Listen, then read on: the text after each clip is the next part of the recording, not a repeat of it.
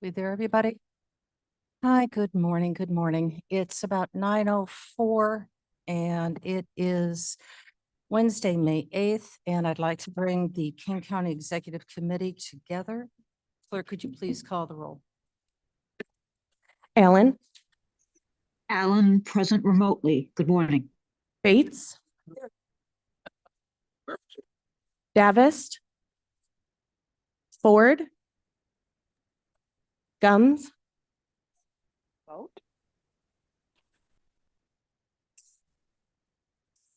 Miss Gums, I do see you online. I'm sorry Caius? if you couldn't hear me. I'm here remote. Thank you. Caius, Caius present. Kenyon, Lewis, Linder, Linder here remote. Molina, Molina present. Sanchez, President Sanchez present. Strathman, Strathman present. Surges, Sounded like Tepe, Happy year. Kiros. I'm here. You have a quorum.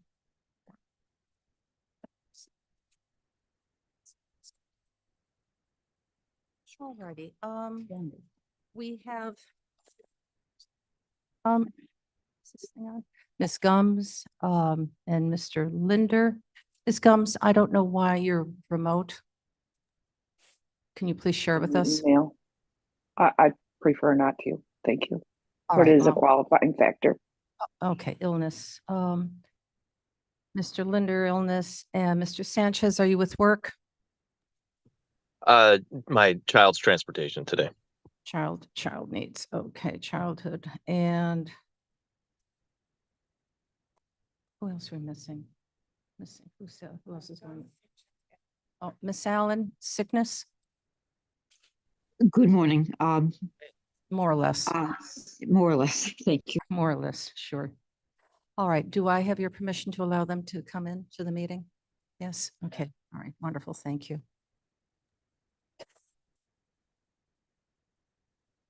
Oh. Who has it? Miss Lewis, you could do, please, the pledge.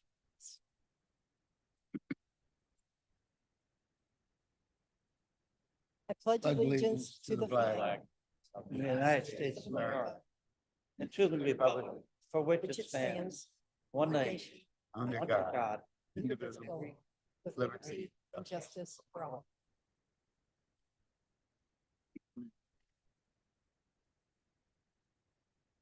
May I please have a motion and a second to approve the minutes of April 3rd? Madam Chair, this is Caius. I would ask for unanimous consent for the minutes of April 3rd, 2024. Thank you, Mr. Caius. Do we have a unanimous consent?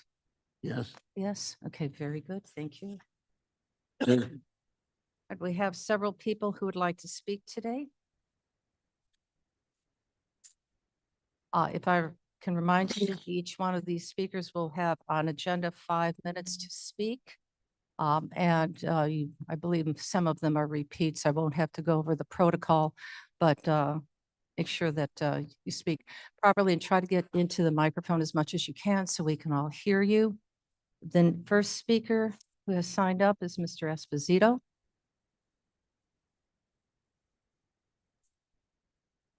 Good morning, everyone.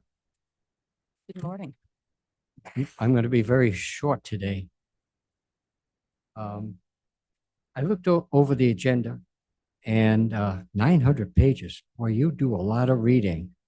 But I have some questions about 24-2158, which is about the electric vehicle infrastructure. There's a lot of red throughout that, and I presume that that is the updates that you're going to approve today. But there is one in particular that on page 207, it talks about single family, small multifamily, and large multifamily residents. It goes through the entire thing, and it talks about that if there's an construction of a single family and all of those, again, constructed after January 1st, 2024, is it possible that you're going to insist that this be the situation for anything that was started in January of this year. Normally, one would think you give it a little time before something goes into effect. The next couple of points down talk about 26. So I'm just questioning that in the updates, maybe that is an incorrect date. And then the only other thing I have is that on previous agendas, the resolution numbers usually appeared in the agenda. And I was able to click on that number and it reverts you to another screen that shows you the history of that resolution. But on this agenda, there are no numbers like that until you get back to the 900 pages towards the end. And even then, you cannot go back to see what the history is of that resolution. So I don't know if that was an oversight on this agenda, or am I mixing that up with something else?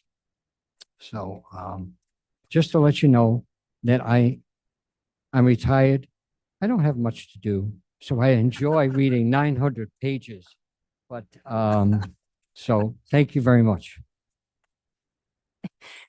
Thank you, Mr. Esposito. It was absolutely wonderful. Mr. Plus, I'm sorry, Kathy Plusberg.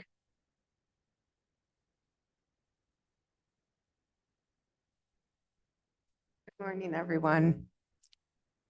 After last week's meeting, I was quite upset as a Kane County citizen at things that were voted on and discussed, and I see some of these items that are on today's agenda.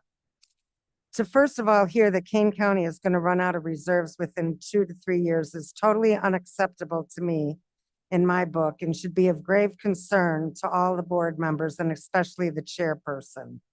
I did find one example of how things can go over budget very easily, too easily, especially when meetings are thrown at you guys at the last minute. You've got so much on the agendas, 900 pages to go over. At the ARP meeting last week, it was said that projects were totaling $19 million. However, then it was talked about Ernst & Young and Feinstock and her 3 employees. Well, that overhead isn't even included in the 19 million. So where's the money going to come from, the 1.2 million, to pay for Ernst & Young, Feinstock, and her 3 employees? The overhead should be included. That money should not come out of the general fund or recoupment funds or anything. So I think you need to scale back and have your projects totaling 17 million. And why these things are on the agenda today when you don't even have totals. It was discussed at the ARP meeting last week. I don't think that it should be discussed here until you have actual totals. I know time is precious, but like Mr. Sanchez said last week, we can always buy a bag of lug nuts, you know, so time isn't that, a month isn't going to make that much of a difference. When you have so much on the agenda, you could not even have these things on here because you don't have totals. You have no clue how much this stuff is going to be. If I was a board member, I would not be voting on this stuff. I also would like to touch base on a comment that Michelle Gums made regarding the Fox Valley Pediatrics and COSA not getting any grant money from ARP and how she couldn't find anything on it, but wanted to know how to appeal, and that discussion was going to be had. Why Ms. Gums didn't know about these 2 requests when there's only 8 of you on the committee just doesn't seem right. I was also here when Mary Dixon from Geneva wanted to appeal for not being approved for less than $1 million to renovate their senior center. Now, I'm not saying these places should have been denied, but Mr. Sanchez told Ms. Gums that everything was denied, and he told Mary Dixon that because of paperwork and regulations, they decided against Geneva's request. But Mary Dixon stated that she looked back at the minutes and saw no discussion. She looked back at the minutes because these discussions are supposed to be happening in front of the public. It's a violation of the Open Meetings Act. All discussions, you can't even have a group email where a discussion is had because that constitutes a quorum and a meeting. And you guys, I know you guys know this. I mean, I was on a board. That's one of the first things they tell you. And and this was last week at the ARP meeting, Mr. when I brought up, I was shocked that these things popped up on the agenda so quickly after the health building was voted down. Mr. Sanchez says, well, this was Plan B. Well, Plan B was never discussed in front of the public like it should have been, because we could have weighed in months ago. I looked back at all the meetings, so I didn't find anything. I want to thank Michelle Gums and Leslie Judy for really diving in to each and every vote and being so very vocal in front of us. I wish everybody on the board showed that they were truly working for the citizens like these two women are. I just want to remind you all that you were voted into the office by the citizens. You work for the citizens, and all your work is to be done in front of the citizens. And I don't know how much time I have left, but I'd like to touch, if I run out, how much time do I have? 45 seconds, oh, I can get this out. Okay, talking about this Olympic Training Center, I just want to point out that I'm very disappointed in you, Corinne, for saying that it would be a public, it would be great for the public. We could have concerts there, Girl Scouts there, Boy Scouts there, art shows, everything else. No one would be allowed in an Olympic Training Center unless you're an approved athlete. They couldn't even have classes for the residents of Kane County. The only time the public would be let into an Olympic training facility is with a guided tour, and that off chance that maybe every 10 years they have some kind of tournament there. I just wanted to let you guys know that this facility is not for the public. So why is Kane County worrying about an Olympic Training Center?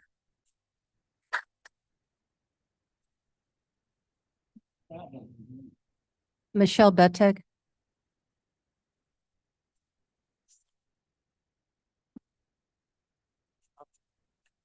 Hi, Michelle Betag, St. Charles.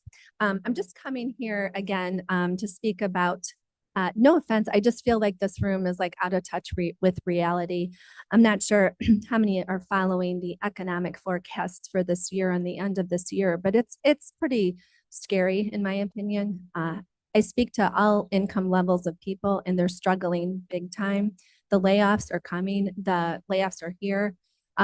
It's going to get pretty scary, and the visa bills are out of control. The home equities are out of control. The student loans being forgiven because probably they're not being paid. I just want to say, when you have Kathleen, coming here every month talking that we're going to be running out of money, that would automatically make me put the brakes on to stop spending the money. Every agenda every month is spending money. And like Frank mentioned, 700 pages of an agenda, a lot of stuff can be thrown in and it becomes overwhelming to board members to dive into certain projects. One project that stood out to me is this the EV car charging stations. There's language on there to add to low-income housing that's subsidized by federal and state government. So these people are living in a low-income housing, yet they're going to have charging stations for their EV vehicles. Now, this is actually kind of laughable. As we know, there's a huge agenda, and whether people want to admit it or not, I know it sounds amazing to have solar this and solar that, but everything is crashing around the whole electric vehicle industry. Pritzker is currently putting another 827 million into Rivian, which is in Illinois. This company manufactures EVs and it's crashing. Their stock was at the high at $172 a share. Now it's currently at $10 a share. Pritzker's doubling down for these cars. Ford is literally over a barrel, millions and millions and millions in debt because the American people are rejecting this. Not to mention the grid. People that are so green and so amazingly, this is amazing. Look on the other side. It's not something that happens. So there is on page 203, there's new language in about all new construction in Kane County having to have electric vehicle charging stations, along with any subsidized housing having to have that. And that's ridiculous. Anyways, I still want a proclamation protecting Kane County citizens against the illegal immigrants. The big cities wanted this. Let them have it. I had a friend who went to Walmart shopping Uh, for the, no, Miss- for, Miss that's okay. Betek? This has to do with it. This has to do with the budget and has to do with all this money being spent. So my friend went to Walmart. She was there shopping for the shelters. She goes every week to shop to provide supplies for the shelters. A legal immigrant came up to her in tears, needing food. She volunteered to give her some money. She didn't want her to give her the money. She wanted her to come up there to give permission to buy each and every item in her shopping cart. This is just the beginning. Open your eyes. They're everywhere. Lazarus House is jam-packed with illegals. St. Charles schools that I know of are getting 5 students a day arriving here. So this is a big problem. The federal government, they are the ones that asked for the problem. Kane County citizens did not. I'm asking Madam Chair to protect our elections and put the proclamation on the agenda and protect the citizens of Kane County and put it on the agenda to protect us against this invasion. And that's what it is. It's an invasion. And it's very intentional to spread them out. Send them to Chicago. They asked for them and let them deal with it because it's a huge problem for them. And that's why they're trying to share the love. Also, I just want to mention that USA Gymnastics, so many untruths in that meeting that wasn't a meeting. This isn't the Olympics trying to move into Kane County. This is a local coach that's a cheerleader for Madam Chair on Nextdoor. And now I understand why he's such a cheerleader for her, because there's backdoor dealings. This is not bringing money to citizens of Kane County, hotels, businesses. This is a deal. We want to pay back the unions that donated money to Madam Chair. So everyone, please, please, please look at these packets. Dig deeper. You guys are doing, since the time I started coming here, amazing. And people that think this is an amazing place to live, it is an amazing place to live. But if you don't protect that, it doesn't stay that way. And why are paid protests getting kids to jump on board? Because they're depressed. They're in debt up to their ears. They'll never buy a house. They can't go to Chipotle, for goodness sake. Thank- So they're trying to find Michelle, a thank you family. so much. Thank you so much.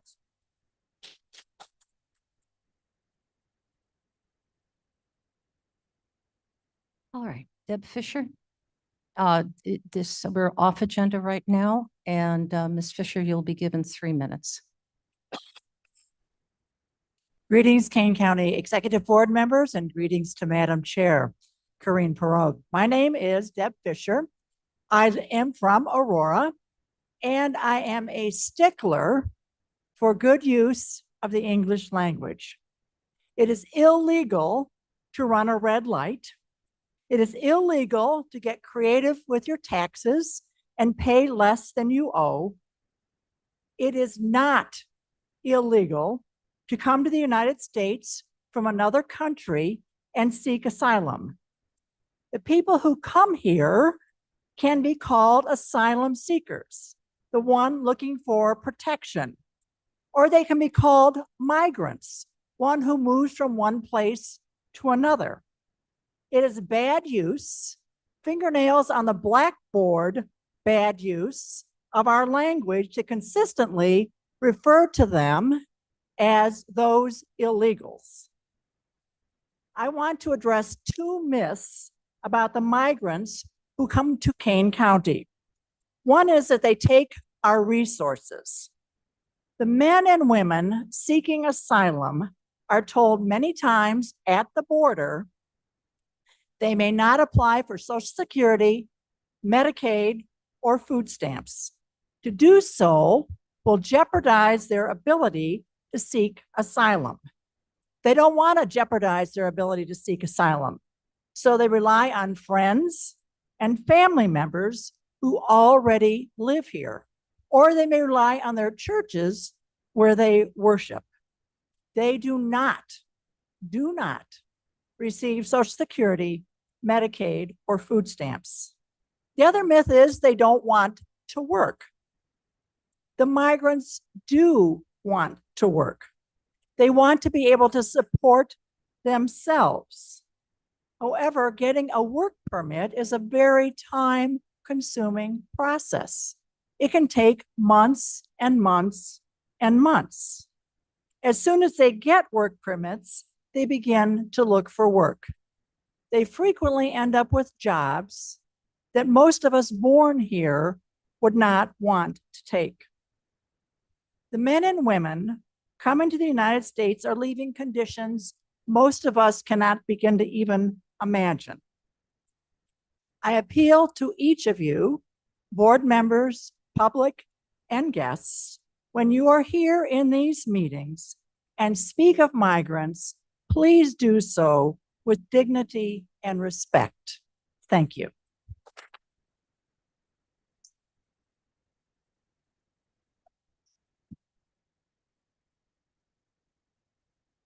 Is David Bertha here?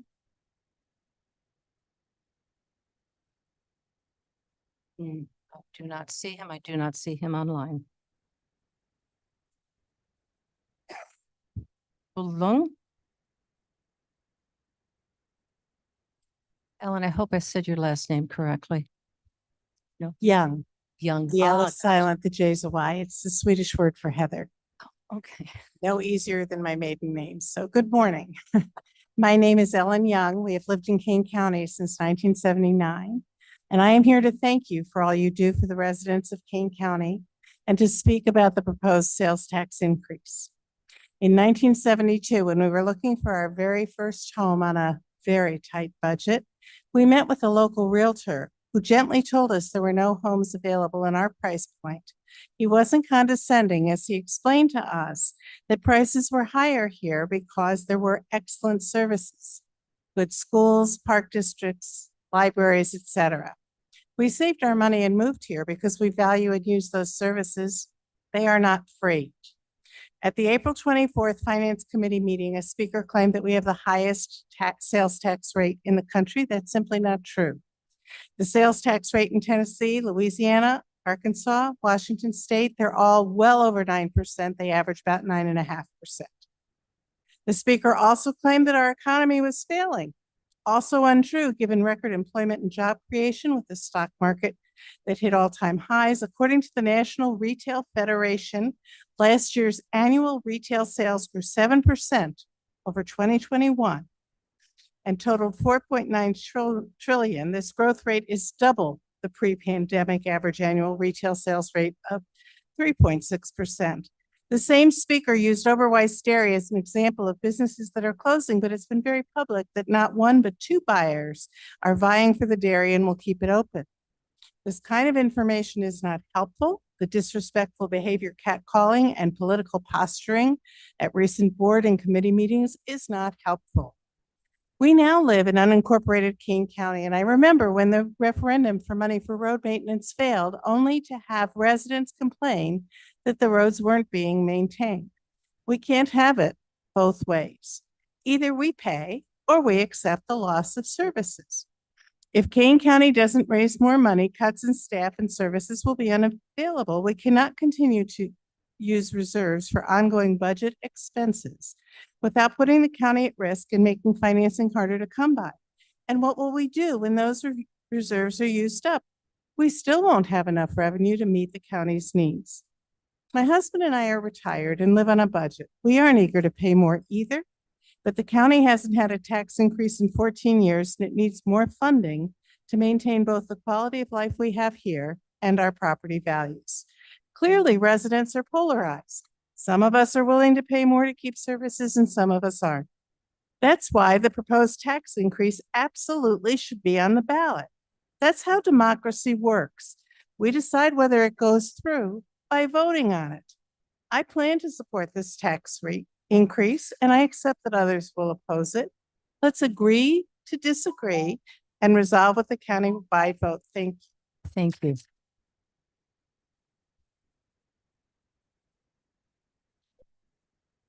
Victoria Davidson Bell.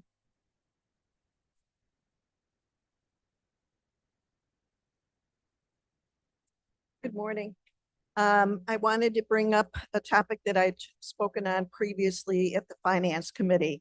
My name is Vicki Davidson Bell, and I've been a long-term resident of Geneva and Kane County for 28 years. I have a strong commitment to my community, and as such, I wanted to bring forth a concern of mine regarding the security and safety of the management of our county's precious funds provided by the taxpayers of our community. In an article dated October 17th, 23, the King County Chronicle reported that First American Bank fired King County as a customer related to security concerns. The county received a letter from First American Bank dated August 24th, 23. First American Bank expressed concern that they had concerns for the county's banking activities and security. They required steps to be taken to address these concerns as they are required to do under federal law. First American Bank requested specific steps to be taken by the King County Treasurer's Office to address fund security and guidelines to prevent money laundering as required by federal guidelines. I will not read these 7 requirements from the First American Bank in the interest of time and because you've all been privy to these letters. Apparently, these concerns and recommended actions were not enacted upon by the county. On October 6, 23, First American Bank requested that King County find another bank. Our new bank, Chase, now holds King County Treasurer's accounts. Do we have any verification that the concerns raised by First American have been addressed and enacted upon by our new bank? Can the county verify this? I would urge the board to have representatives from Chase Bank appear before the board to address how these issues were addressed by Chase Bank to ensure the integrity of the management of our taxpayer funds. It is essential for the people of King County to have confidence in their hard-earned money paid in taxes. It is held in compliance with security best practices. Additionally, it is essential that we ensure that those managing our funds have checks and balances. We cannot have those people who are approving transfers of funds also being the ones doing the transfer of funds. That's a confounding element that is in direct violation to the security of our funds. There are hundreds of millions of dollars that flow through these accounts. This is a significant amount of money, and it is the people's money, the citizens of King County. The treasurer reports to the finance committee for a reason. This committee and the King County Board has done nothing to ensure that the funds are protected. Why has the new bank not been brought before this committee to ensure that this board provides oversight? Thank you.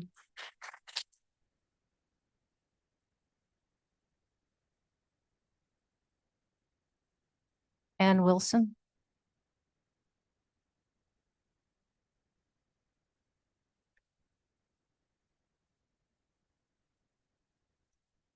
Good morning, Corinne Perot, Chairman of the King County Board, as well as all the executive members. Ms. Wilson, could you speak directly into that microphone?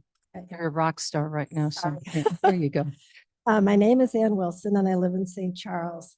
I sincerely appreciate your hard work to stretch our tax dollars.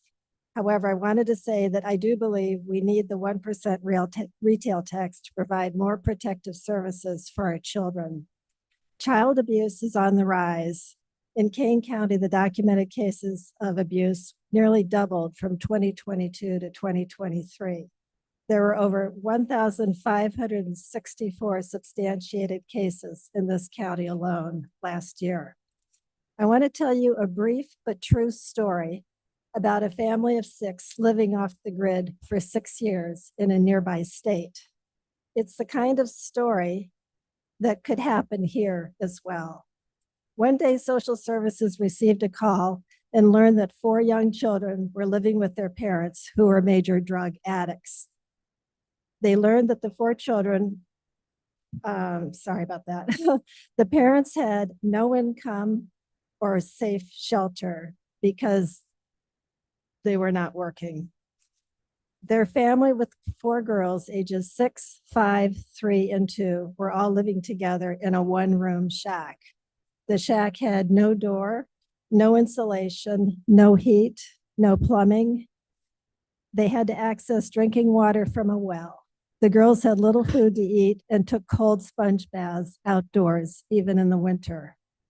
Their parents were high on methamphetamines all the time. The 4 girls were malnourished, sexually abused by a friend, and they were victims of emotional and physical violence. The 6-year-old suffered the longest. None of the children ever attended school. After social services was notified, the girls were removed from the shack and they were placed in foster care. In 2021, Mary, a single working woman, applied to be a foster mom for 1 child. It was at the same time that the 6-year-old girl who was mentioned was rejected by her foster family because she always wet the bed and was asked to leave their home. Mary volunteered to foster her. Shortly thereafter, her 5-year-old sister needed a foster home, and then the 2 younger girls as well. Mary stepped up and said she would foster all 4 of them. 3 years later, they remained physically small and struggling to catch up academically. They show signs of trauma, but they are a little bit happier. Mary went from fostering them to adopting them. Again, this is a story that could happen in Kane County as well. Child abuse is on the rise everywhere. And I feel that the 1% retail tax will increase our budget to provide additional services needed to protect our children in this county.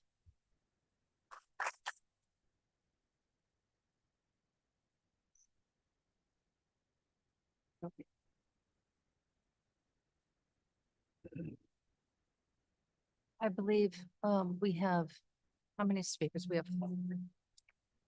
We've used You've got- 23 minutes right now. all right, we have 15 minutes. Let's see, we've got 1, 2, 3, 4, that's 12. And we have 15 minutes. Mr. Anderson, I believe you're next speaker.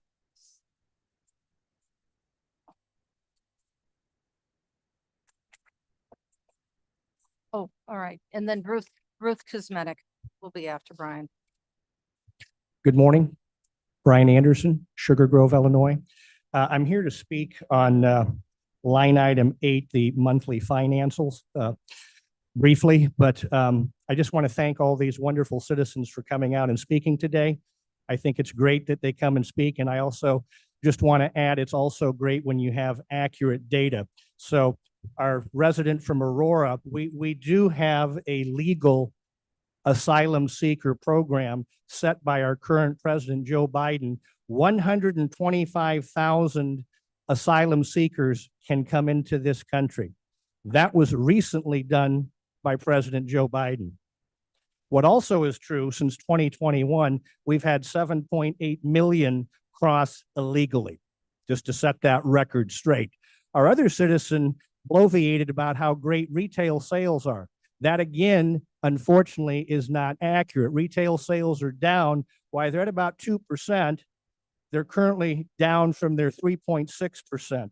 Currently, over 9 companies are laying off at least 1,800 employees. So the fact of the matter is things are getting tough and we need to tighten our belt, which leads me to financial stewardship with each one of you on this board.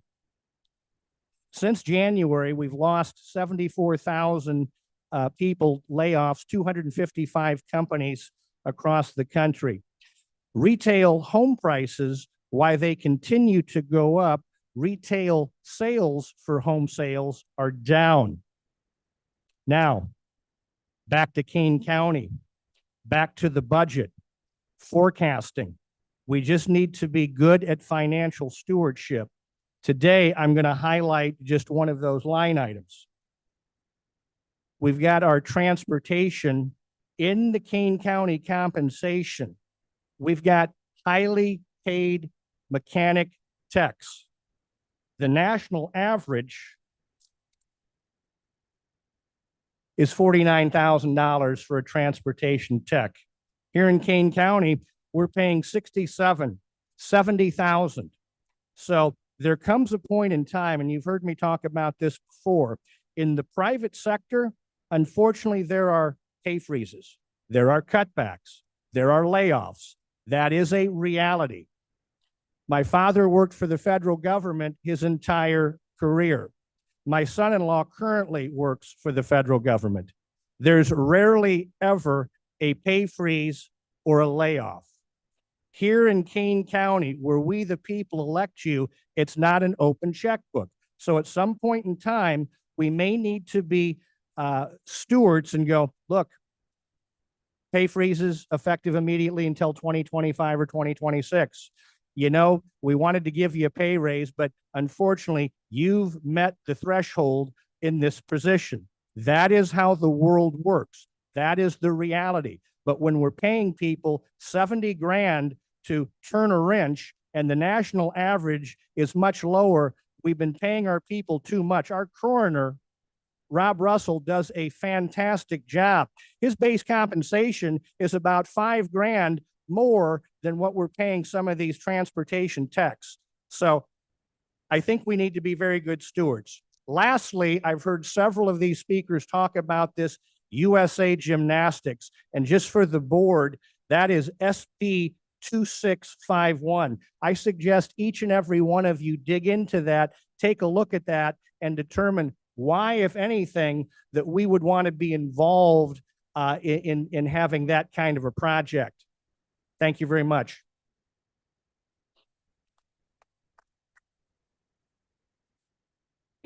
Ruth, are you here?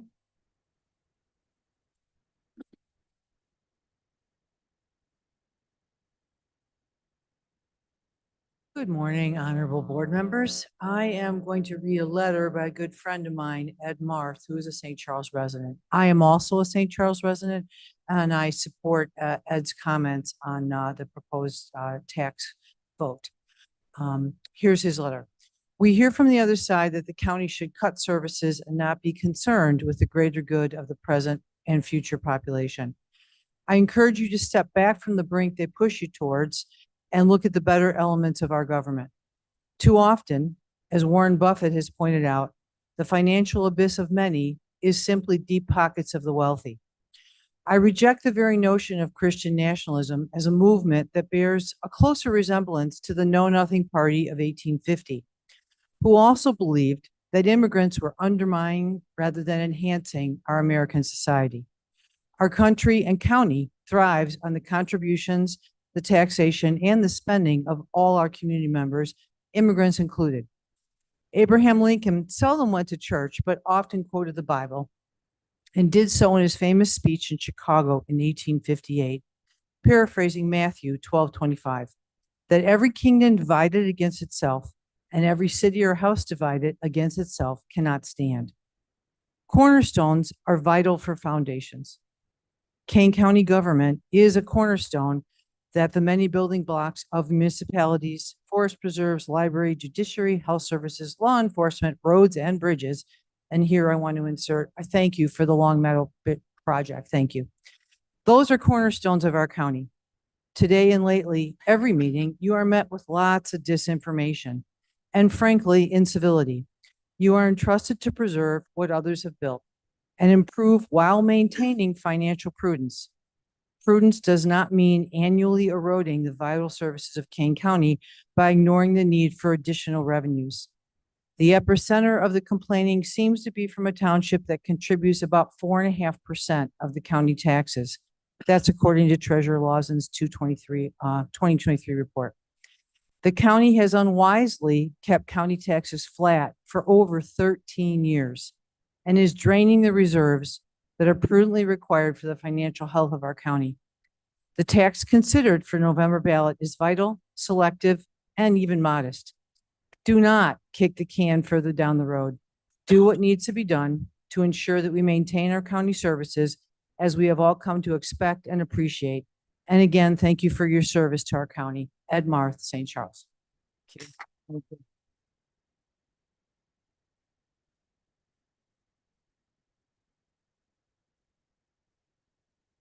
We have one more speaker left. Do we have time? Or are we at the time? We have about 30 seconds. All righty. I would say let her go. Let the person. I think we're completed then. Thank you very much, everybody, for coming and sharing your concerns. All right, Ms. Hopkinson. Hello. I first had wanted to introduce, we have a summer intern with us. Her name is Sydney Clinton. She comes from Sugar Grove, and she just finished her freshman year at Grand Valley State in Michigan. She had to go because we have a meeting at 9:30, which she is attending. She's working on two big things for us this summer. One is helping us archive our files. We talk about space needs all the time. The finance department has a whole room filled with files to the ceiling, banker's boxes, and there's a whole big long process that we have to go through with the Illinois State Archives. And the gentleman from the archives is here today at 9:30, and she's meeting with him to get a better understanding of what she needs to do so that she can help us archive and hopefully properly dispose of records and get some space back. And then she's also helping us with our new budget book for 2025. She's taking all the mission and outcome statements from all the offices and departments and compiling that into our new format. So I think you saw her walk in with me. That was Sydney, and she's absolutely delightful. And she's with us through the first week of August. She just started last week. Financial reports. The report is on file. I'll just highlight a few of the things that I had at the monthly finance committee. We are now closing fiscal 2023. And at the end of, as we close fiscal 2023, our general fund and all the interest earned is posted, and the market value adjustments for our for our investments have been made. And at the end of the day, the general fund is going to come in at 4.5 million excess expenses over revenue. We had budgeted a deficit of 17 million. We're going to end up with a deficit of 4.5 million for 2023. The only other thing I'm going to talk about is our 2025 budget. All of the offices and departments are feverishly working on their budgets as we speak. We have them reviewing all of their position information, and the guidance that we have given them, which was guidance that we have talked about at the various committees here for the last couple of months, is that vacant positions will be allowed to be budgeted based on the number of total positions that an office or department has. So if you have 50 or less positions, you get to budget one vacant position, between 50 and 100, two, et cetera. And so I know that that is challenging. I've had a lot of questions from departments about that. And we're working through those. But those are the guidelines that everybody is following. Once we finish putting together the budget, starting in June, the offices and departments will begin meeting with their committee chairs and vice chairs, and then it's up to the committee chairs and vice chairs how they want to continue other members of their committee meeting with the offices and departments throughout the month of June. And then in July, we will have the offices and departments come and present at their home committee meetings. So we are still on track to do all of that. If there are going to be changes, I've been telling the departments and offices they need to ask their committee chairs. But in order just to manage the process, we need some guidelines. So we're working with the vacant position guidelines. We are going to be budgeting when we prepare our budget. We are going to load all of the pay increases for all of our collective bargaining units. So all of our union contracts have built-in pay increases. We're going to put those in to the budget with the proper benefit calculations. For our non-union employees, the guidance that we've discussed at the various committee meetings here over the last several months is 2.5%. We're going to load that. I think it might be a good idea to perhaps have a resolution on that at some point. We can talk about that. But we're going to load it because we have to build a draft budget. So we're going to load 2.5%. We're also, based on just initial discussions with our insurance brokers, the increase for health and dental that we're going to be building in is 10%. That's based on initial discussions. So that we're going to be building in those costs to the 2025 budget. And if anyone has any questions. Are there any questions? Yes, Mr. Surges. Kathy, thank you for all your hard work. It was mentioned to me with the non-union compensation at 2.5% that we may want to take a closer look at that. And they were looking at the appropriate committee and debating whether that should be who would be better served with that, human services or finance. And I have not had the opportunity to speak with Dale on this at all. But we're happy to go Right. wherever you feel is best Well, served. we've been, probably since February, all the slide presentations that I've been showing were that we were going to we had to start with some guidance to build a draft budget. And we already know that we're going to be using reserves because we use reserves to close out fiscal 2023, and we're going to be using reserves for 2024. And the goal this year was to start the budget process earlier, which we have. We're actually kind of operating on the same timeline that we used to. If you go back 2 years, we're right in line with that. And we had also talked about deciding on the revenue part of the equation first. And so the initial conversations that I had, which I presented at various committee meetings, and we just talked about consensus, is that we're going to target a no greater than 3% increase in our budgeted expenses, which is going to be very difficult because there's a lot of contracts that the county has, which the increases are already greater than 3%. I can tell you, I can tell you that. And that we were going to only allow a certain number of vacant positions, and that we were going to build in non-union increases of 2.5%, knowing that some of our collective bargaining agreements have higher increases than that over the next couple of years. So, but if you want to take a resolution now, we typically do take a resolution. It typically is happening at the end of the entire budget process. If you look back at what we did last year, as part of the whole package of resolutions, when we took the budget and all the tax levies and everything else, there was a resolution in there for non-union wage increases. We can take that earlier.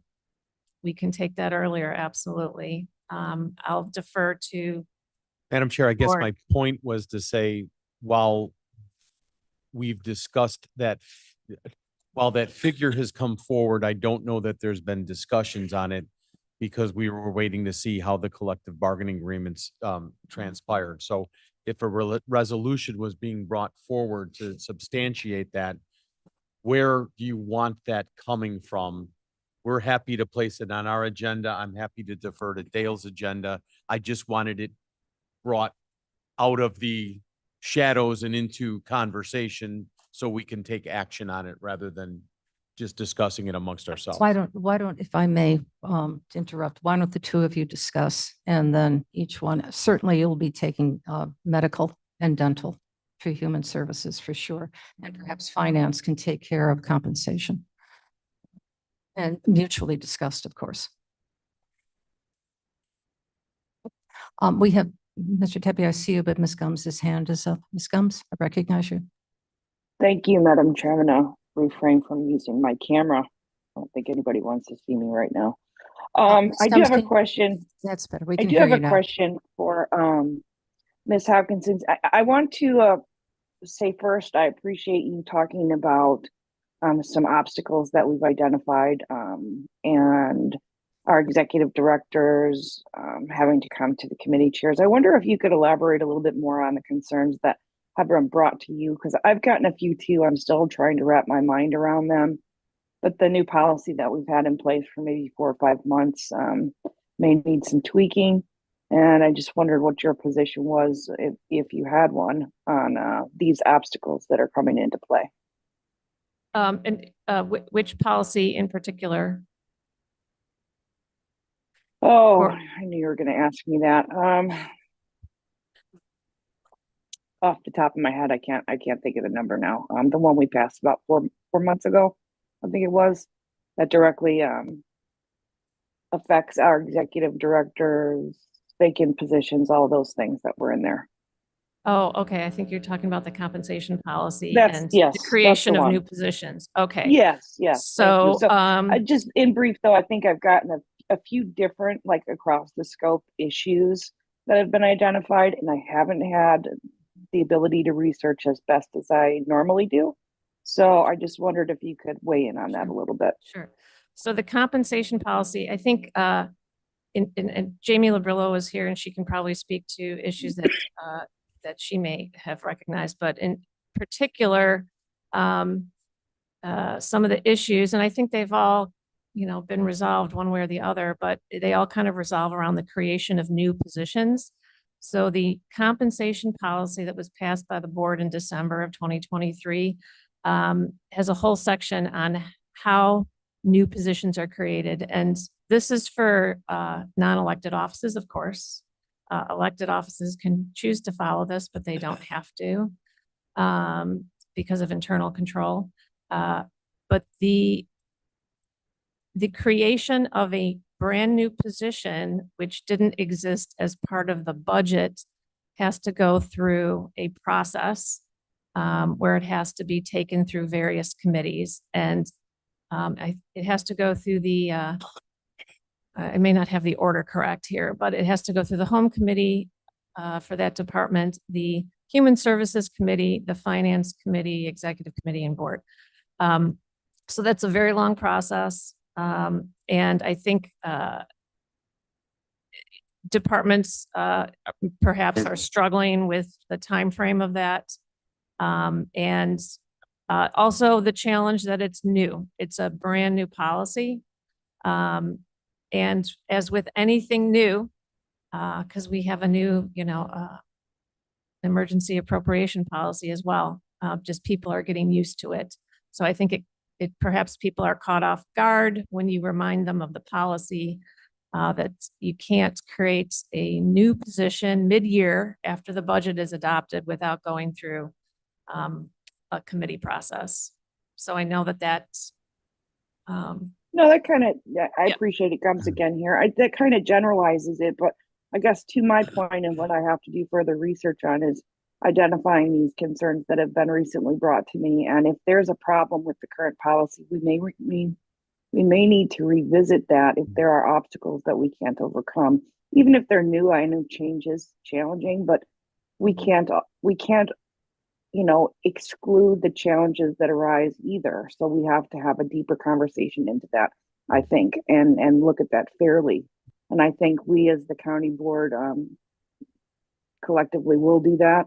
And I also want to say thank you that I appreciate the open conversation about the executive directors having to go to their committee chairs. There's a lot of little hiccups that occur every once in a while, but because that process that you identified is sometimes diluted in he said or she said, we need to reiterate that those things need to come to their committee chairs. Okay. All right. Thank you, Ms. Gomes. Mr. Tepe? Thank you, Madam Chair.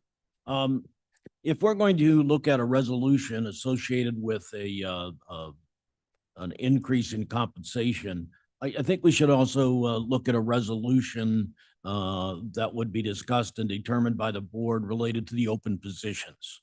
And I think that's something that should be more firmly agreed to by us rather than leaving it up to people to try to go around it. Okay, so why don't we also look at a resolution associated with open positions as it relates to this budget year? Okay, that's a policy issue, and I think we can speak on that at Human Services. So, Mr. Sturgis, could you please take that up and for discussion, because that is a policy issue. Thank you, sir. Okay, Mr. Ford. Good morning, and thank you, man. I had to make sure it's still morning. I'm sorry. Thank you, Madam Chair. Just two questions. One is, there's a lot of talk about what our reserves are and us spending down the reserves. Is it possible just to come with something that explains what our reserves are and where those funds are, how much there are? Because, we set aside 3 months worth of reserves that we're not touching. And then there's other dollars that we set aside that I'm not too sure they're reserves. Like, for instance, we found out, I believe it was last month, that 3 million was transferred into capital projects that never came through the board. So I think to me, it seems like there's other dollars out there that we're not really talking about.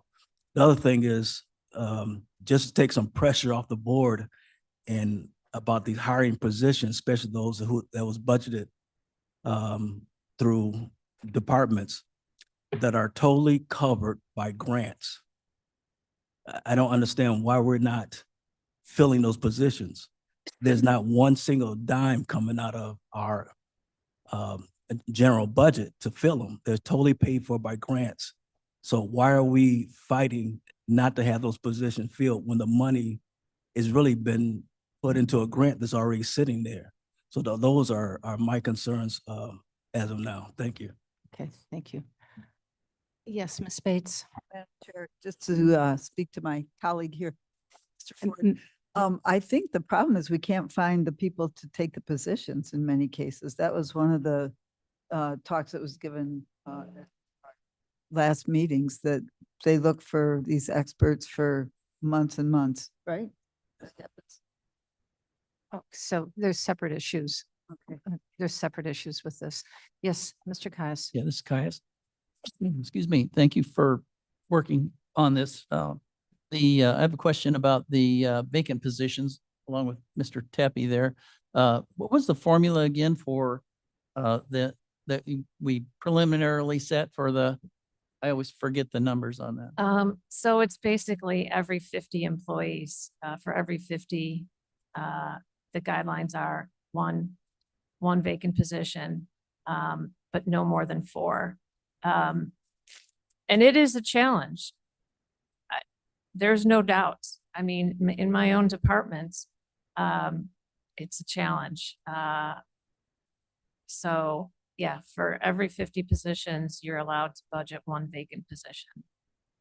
Is there, have we considered a percentage as opposed to? Last fall when I went around, and earlier this year when I went around to the departments to talk about how we can all work together for the 2025 budget and what kind of ideas. And that was the percentage of total positions was thrown out there.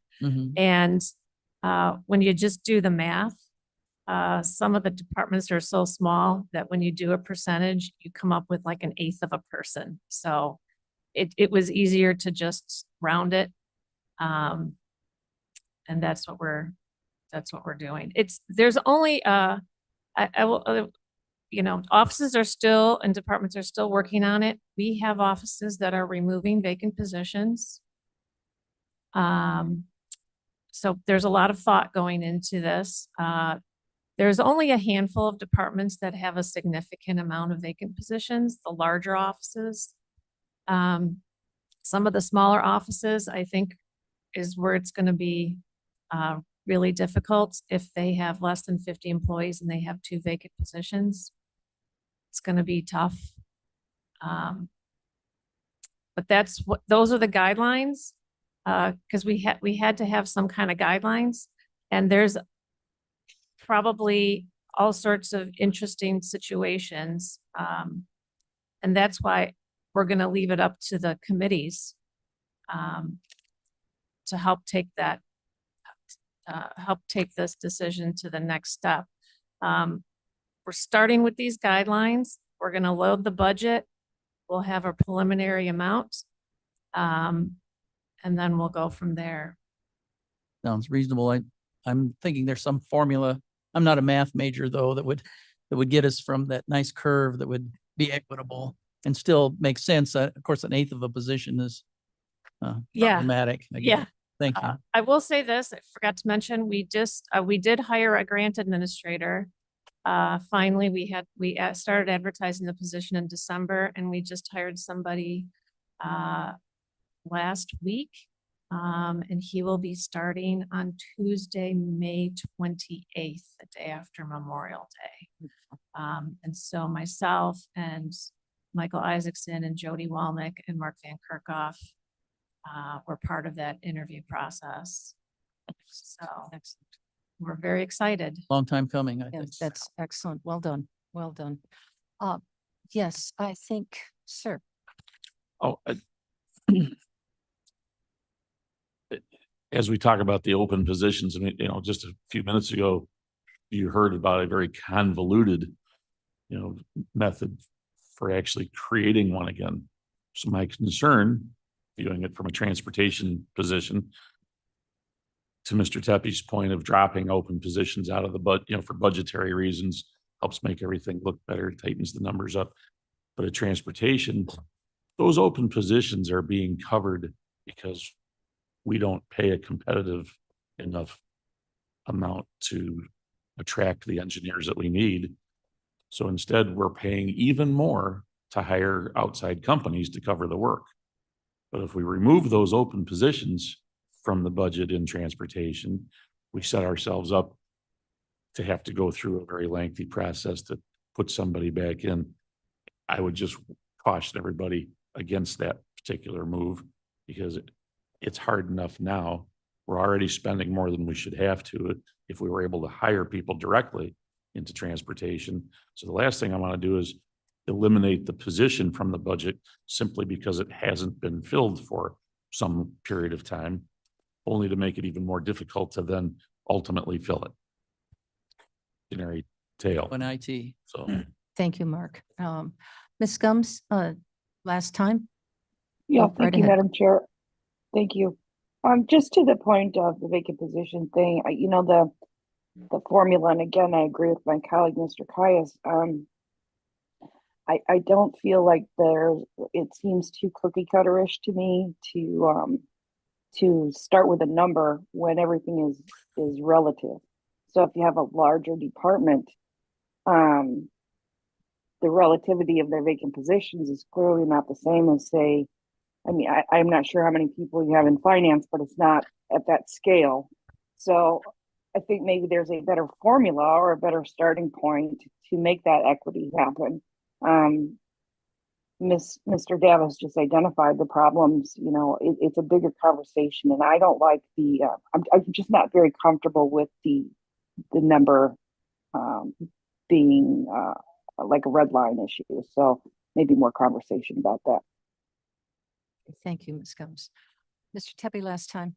Last point, okay. Addressing the point Mr. Davis made, and in some respects, I totally agree with you, but the problem is, and we had this in a health department where they were carrying nursing positions that were open at a level that was not competitive. If we're carrying engineering positions open at a level that's not competitive, have those managers come to us with a business plan that says, I need to pay these people in this range, and let's address it rather than just leaving them as open positions and holds in the budget. So that's my point. All right, thank you. Ms. Hopkinson, is there anything else? No? Okay, thank you. Good, robust conversation. All right, Public Information Officer. Oh, there we go. Good morning. Blair, there we go. We had a couple of fun events. We took down the tollway sign at the Longmeadow Parkway Bridge. I want to thank, it was a good time. Mike Way, Steve Koffenberger, and Jackie Forbes for helping me arrange that. It was a beautiful day and the sign came down with no problem. Next slide, please. We also are doing some outreach things that have gotten a lot of attention. We got a really good feedback. The Illinois Tollway was here trying to help people sign up for iPass and get the stickers, turn in their transponders. We're going to work with them again sometime over the summer. I've also reached out to the Illinois Secretary of State's office for possible outreach here from their office, seeing now that we all have to have the real ID by this time next year. So I'm in talks with that. Blair, next slide. Couple of great events that you should be very proud of. The Kane County Animal Control vaccine clinic, rabies vaccine and microchip had a record number of people show up. They started the clinic early, they stayed late, and they serviced a lot of people who were grateful to have the opportunity to protect their pets. Next slide, please. Clara Ryan should be very proud. She had a record number of people come out to the recycling event. Last weekend, over 800 people participated in that, recycling paint cans and shredding. We do have a story coming up in Kane County Connects about that. Next slide, please. Michael Isaacson, sitting down in the audience, was featured on Channel 2 with the Opioid Awareness Campaign, a grant-funded campaign that's really comprehensive and outstanding and is getting a lot of accolades for being a slightly different in its approach to tell people the stories that matter. So he was on Channel 2 with that, and that was a great opportunity. Next slide, please. Here's just a couple of headlines that we got into the newspaper, just a few of them. And with that, I also wanted to mention that we did do a nice article in Kane County Connects on the Veterans Treatment Court. We have the Drug Treatment Court with graduates that are coming up today at 5 o'clock. Empowering manufacturers, the new Kane County manufacturing program has 7 new recipients. A story will be coming out on that as well. And you mentioned interns. So Gabe, if you remember Gabe, is getting a congressional internship this summer in Washington, D.C. He's very happy and wanted to, he checked in, wanted to say hello to everybody. So, and his time here in Kane County has paid off greatly for that. That's one of the reasons that they looked at him favorably, because he already had knowledge of Kane County. So if you have any questions. So local kid does well. Yep. All right, thank you. Are there any comments? Julie? No? Madam Chair, if you will, this is probably not the appropriate place. Maybe this should Oh, be stop then. committee I think you're over your quota anyway. something, but just while we're giving a few accolades out, up at the north end, we had a constituent that was involved in a pretty serious situation and is paralyzed from the chest down. And they had reached out saying, you don't understand, we are in dire straits. We cannot get our wheelchair bound husband, patriarch of the family, to and from, their medical care situation. And we have an immediacy. I had reached out to both Michael Isaacson at the health department and the township offices, who both immediately sprung in to help out this family from Sleepy Hollow. And Julie, for what it's worth, and Michael, just if we're giving out some accolades and telling stories, I cannot thank you enough and on behalf of this family. So yeah, right. Take the accolade. So It was so very thank well you. done. Yep. Very well done. Yes, thank you both for that. Sometimes great contributions are made with just one person. It seems like one small thing, but it's actually very significant. Indeed it is. Indeed it is. So thank you. Thank you all for working on that. All right, any other questions? Okay. Is there any old business that needs to be brought up at this time? See none. Is there any new business? Yes, sir. This seems to be the season where, at least in my district and along with Mr. Sanchez and Mr. Cayos, we get the occasional, we have an aggressive dog situation, and the dog is leaving the premises and children are getting bit and stuff like that. And while we have faced this multiple times in my 6 years here, we just don't have a situation that has teeth behind it they're probably not the right phrase there, but we really, when we reach out to animal control and when the local police department reaches out to the sheriff's office, we are not as robust as we could be. And I understand that there is probably legislation that impedes us. But I have sent an email on to Ms. Strathman, Mr. Cayos, and Mr. Sanchez are also copied in, saying that I would really like to spearhead revisiting this a bit. Chris, I will go to the family in Terra Estates that has called with the complaint, and whose children are now terrorized by some neighboring dogs within the area. And Corinne, I did include you in that email, but I would like to find a way to initiate some dialogue there. I realize this is Ms. Strathman's purview as animal control answers to the health committee.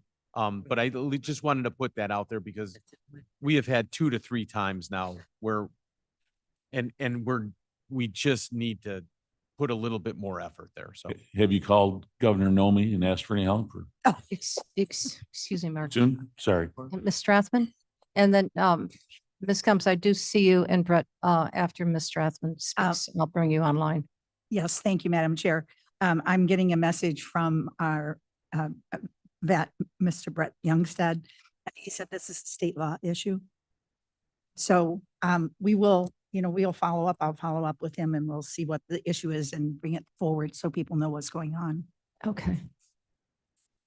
it's not a great situation. We are not in a good place to help our constituents with this because of that legislation. But maybe it's just time to find, maybe it's what we time to can roll do. up our sleeves and see what we can do. I would suggest, and Ms. Combs, I don't need to speak for your attorney or Mr. Linder, but if it is state legislation, you may want to refer it back to legislation. And Yes. they can wrangle with it. I'm happy to work with. Ms. Combs? Yeah, I just wanted, I actually lowered my hand because Ms. Strathman actually addressed it with the state law issue. And Mr. Surges, I'd be glad to dig into it with you and Dr. Youngstead. And Ms. Strathman, whoever. Yeah, we didn't. I hear didn't you. quite hear you, Michelle, but thank you. Whatever. You're welcome. You're welcome. Okay, We'll very get good, to very it in good. legislative. Thank you. Okay, thank you. Thank you for addressing that.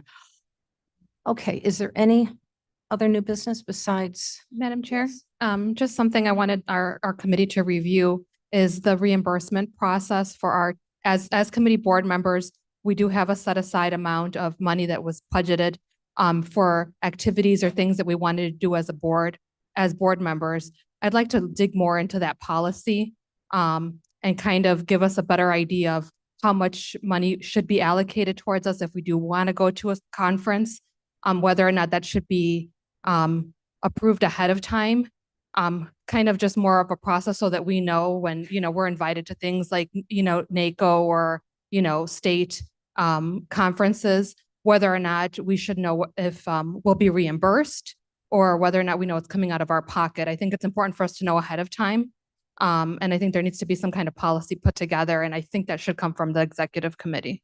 Very good. And thank you so much for bringing that up.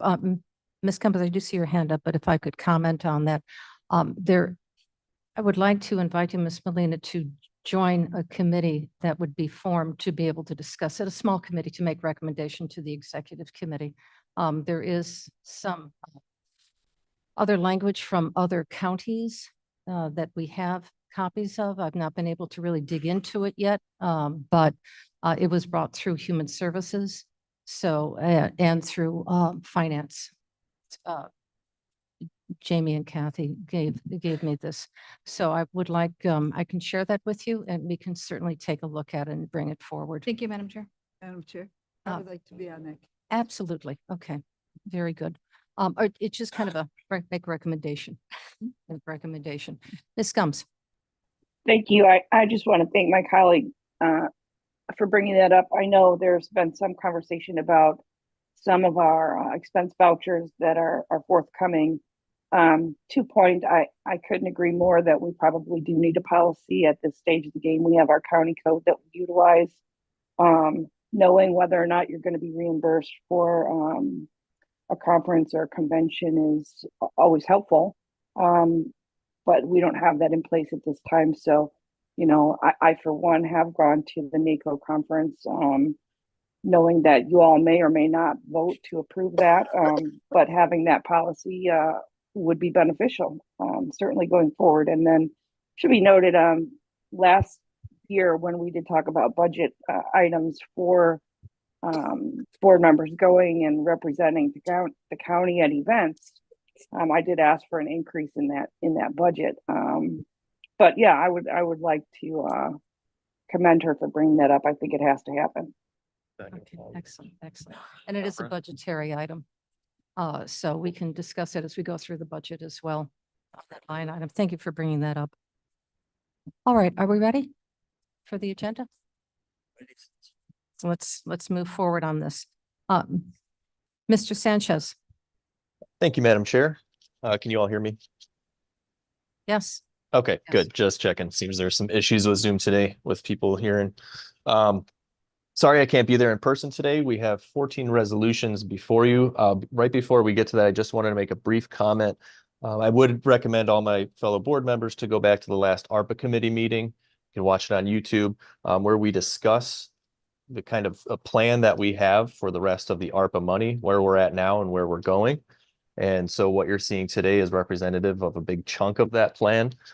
We have received some submissions from outside entities, but we don't have an open formal program ongoing. So even though we have received things, it's not because we had put out an open call like we did with the community support grant program.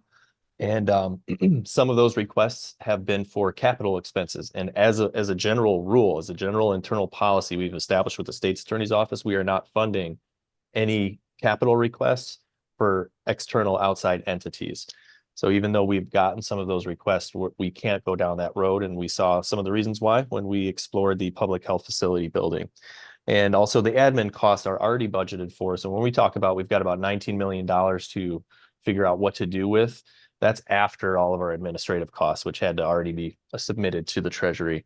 And the project amounts are in the resolution. So if anybody's looking for project totals, you can find those in the resolution in the executive summary. That being said, I have 14 resolutions in front of you, and I will motion all 14, ask for a second, unless there are any that board members would like to separate to discuss and vote on separately. Deputy will second. Thank you, Mr. Tepe. All right. I hear nothing being pulled. So do you want to read what those are, please? Go through Yeah, I them. can just go through those briefly. The first one we have is the it's for AID. It's a project that has already come in, and it's not for AID. I'm sorry. This is for the health department's projects. AID is one component of that. We're just approving contracts for the $9 million behavioral health program that the health department is running right now. The second resolution is for utilizing some revenue recoupment funds for our economic development organization project that we've previously approved. We're just making it official that we're using the revenue recoupment funds. The third one, it is the also out of the development department, the Food and Farm Resiliency Project. And there's been a presentation on that at Agriculture Committee and ARPA Committee. It's a very good project to help support our local food systems.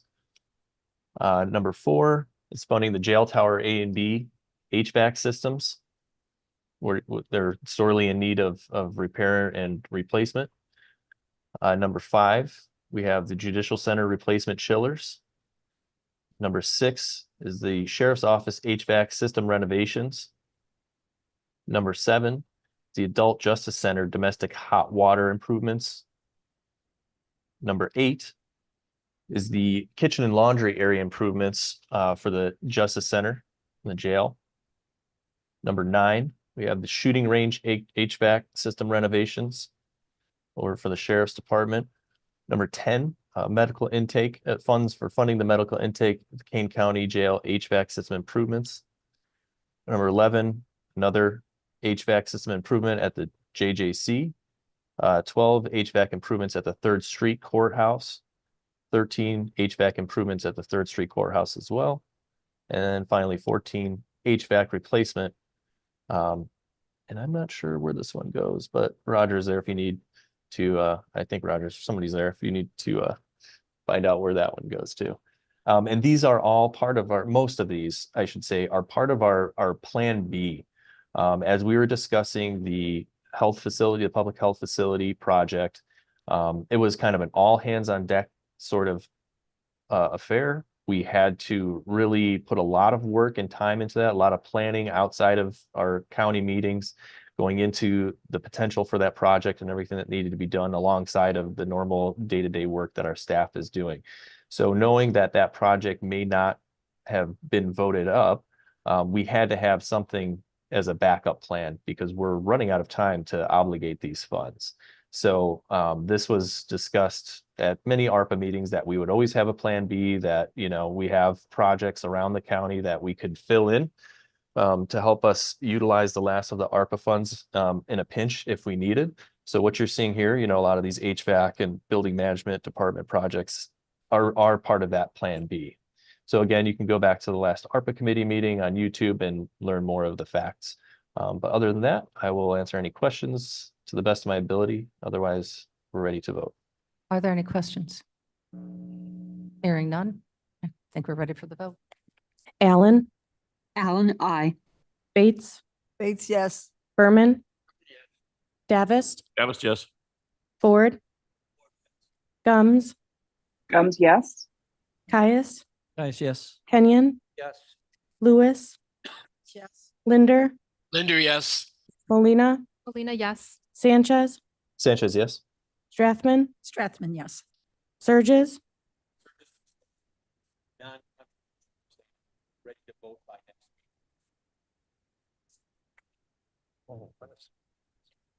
Tepe,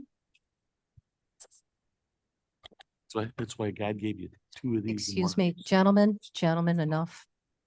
The three of you, please. I'll separate you. Don't make me stop this car. All right. Passed. I added to my correction. Mr. Ford, please. Thank you, Madam Chair. Make the motion to move this ordinance amending to the Kane County Code, Chapter 28, Electrical Vehicle Infrastructure. This is to comply with the state Electrical Vehicle Charging Act 765 of Illinois CS 1085 that was passed on January 1st. Mr. Ford, can you use your microphone, please? Yeah. All right, is that better? That's once you do a Okay, thank repeat. Spin it around. I'll try this again. This the ordinance amendment to the Kane County Code, Chapter 28, Electrical Vehicle Infrastructure. This is being in compliance with the state Electric Vehicle Charging Act of 765 ILCS 1085 passed on January 1st of 2024 with the state. Bates moves. Yes, thank you. Thank you. Is there any discussion on this issue? Strathman seconds. Like Kenyon, we are just complying with state statute for putting in these stations. Places or maybe other people don't think they need to be, but the state of Illinois says we have to do it, so we do it. So thank you for doing that, Mr. Ford. I really didn't have much to do with it, but Mr. Ford it's appreciates- compliance though. All right. Appreciates the compliment. Yes, sir. Yeah. Mr. Roth. Roth here, just a clarification. This only applies to county, not cities, correct? Yes. Okay, I just wanted that We clarification. can't enforce the city, so this is And only for that's what county I areas. knew that. I just wanted to make that a public. And I believe for clarification, I'm sure Ms. Bates knows this law inside and out. I'm sure municipalities have a similar requirement. Correct, correct. New construction also, Correct, correct. and residential and multi-units. Yes. Absolutely. Okay, if any other discussion on this, then if not, clerk, please call the roll. Allen, Allen, aye. Bates, Bates, yes. Berman, Berman, yes. Davis, That was yes. Ford, Gums, Gums, yes. Caius, Guys, yes. Kenyon, Yes. Lewis, Linder, Linder, yes. Molina, Molina, yes. Strathman, Strathman, yes. Sanchez, Sanchez, yes. Surges, Tepe. Tepe, yes. Passes.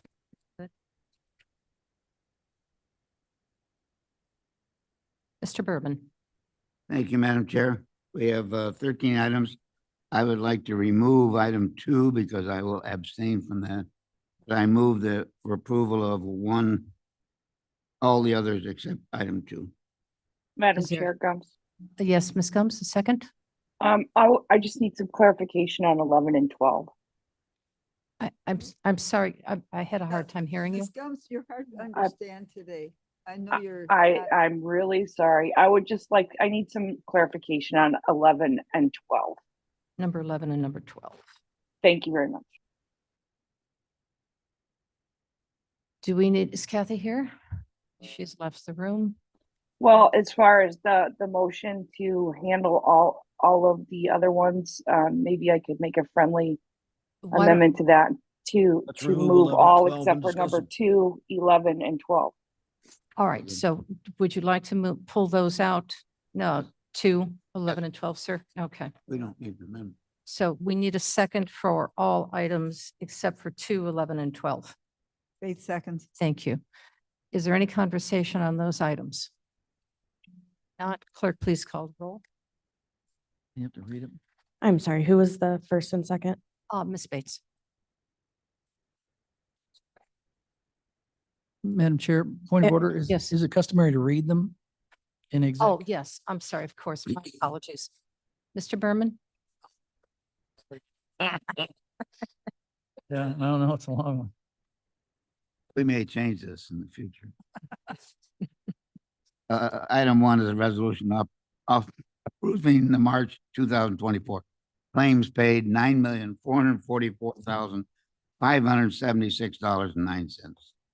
Item 3 is a resolution authorizing renewal of workforce development service agreement for program year 2024, $850,000. Item 4 is a resolution authorizing a contract for King County Judicial Center exterior lighting project and Fitzgerald Electric Contracting, Building Management Department bid number 24-020-DK, $2,762,573. 5, resolution authorizing contract for credit card and electronic payment service for the Kane County Animal Control Department. 6 is a resolution authorizing a contract for Brandt Excavating Incorporated for the construction of the Ogden Gardens Water Service Project of $970,000. 7 is a resolution authorizing expenditure of funds for documents and records management with Laserfish through Omnia Partners Contract number 01-158, $150,000. 8 is a resolution authorizing the purchase of renewal license for the Gray Key Digital Forensic Program for the King County Sheriff's Office, $35,105. 9 is a resolution authorizing Health Department purchasing of mosquito larvicide, $44,035. 10 is an ordinance amending the schedule of fees for the Animal Control Service. 13 is a resolution adopting a sick leave donation policy to the Personal Policy Handbook. That's the extent of this motion. Okay, very good. Not yet, Kathy, hold on. Any further comments on these? If not, call the roll, please. Allen? Miss Allen? Bates? Yes. Berman? Berman, yes. Davis? Davis, yes. Ford? Ford, Gums? Gums, yes. Caius? Caius, yes. Kenyon? Yes. Lewis? Yes. Linder? Linder, yes. Molina? Molina, yes. Sanchez? Sanchez, yes. Straffman? Yes. Surges? Tepe? Deputy, yes. Pass. All right, very good. Item number 2. Make a motion that we approve item number 2, a resolution authorizing fiscal year 24 judiciary and courts budget adjustment. Is there a second, please? Molina seconds. Gums will move it. Oh, hold on, Miss Please. Molina. Miss Molina as seconded. So is there any discussion on this item? All right, and we understand you'll be you'll be abstaining from this vote. So clerk, could you please call the roll? Miss Allen? I think she left. Okay. Bates? Yes. Berman? Berman, abstain. Davis? Davis, yes. Ford? Gums? Gums, yes. Caius? Caius, yes. Kenyon? Yes. Lewis? Yes. Linder, yes. Molina? Molina, yes. Sanchez? Sanchez, yes. Strathman, Yes. Surges, Tepe, Tepe, yes. passes. Passes. Okay, very good. And, Number 11. motion for, approve item 11, a resolution authorizing revision to the Kane County Departmental Purchasing Policies. Second, please. Guns will second. Ms. Gums. Thank you very much. And I recognize you, Ms. Gums. You had a question. I do. I just need a little clarification on the language. Not clarification. I just have a question. So when we're essentially reducing this dollar amount to $10,000, my question for Ms. Hopkinson is, what precipitated that change? And I mean, did we identify a problem? And I guess the reason I asked that question is because I am anticipating some efficiency issues with added workload, perhaps. And maybe you could speak to that a little bit. There's just some things that go through my crazy brain, as you know. So nothing is being reduced down. The current county procurement ordinance says that anything over $30,000 has to be bid, has to come, or if it's a professional service, there has to be an RFP process, and it has to come to the county board for approval. The current But county. we're lowering that threshold is my point. Right, from we're not 30 to lowering 10. that threshold. No, we're not Oh, lowering okay. that threshold. That is the same. The current county procurement ordinance also states, and I'll preface this by saying these sort of breakdowns of, if you look at the county procurement ordinance, it talks about micro purchases and small purchases. These are federal definitions. Probably 7 years ago or so, the county overhauled its procurement ordinance to ensure that it was in line with the Code of Federal Regulations, so that when we get grants, we can point to the fact that our purchasing ordinance matches with the federal, and we don't have to worry about that sort of stuff. So our current county procurement ordinance says anything between over $10,000, you have to get a quote. You don't necessarily have to come to the board, of course, but you at least have to go out and get solicitations. It can be informal. You can, pick up the phone, get some emails. It doesn't have to be a formal bid, but you do still need to get quotes for anything over 10. Most of the departments, not all in the county, then use the purchase order mechanism that we have available in our accounting software, where once you get the quotes, you send them into the procurement department, and they issue a purchase order. For those of us who live and breathe in the day-to-day transaction processing, having purchase orders is a huge help, because then you pay invoices off of purchase orders. You could have multiple invoices on a purchase order. And when you're looking, the county uses the same vendor for multiple projects. It's a lot easier to link a project to a purchase order rather than just a series of invoices to the same vendor. You're trying to figure out which invoice belongs to which project. So we've been looking at this probably since last fall, been working with the state's attorney's office.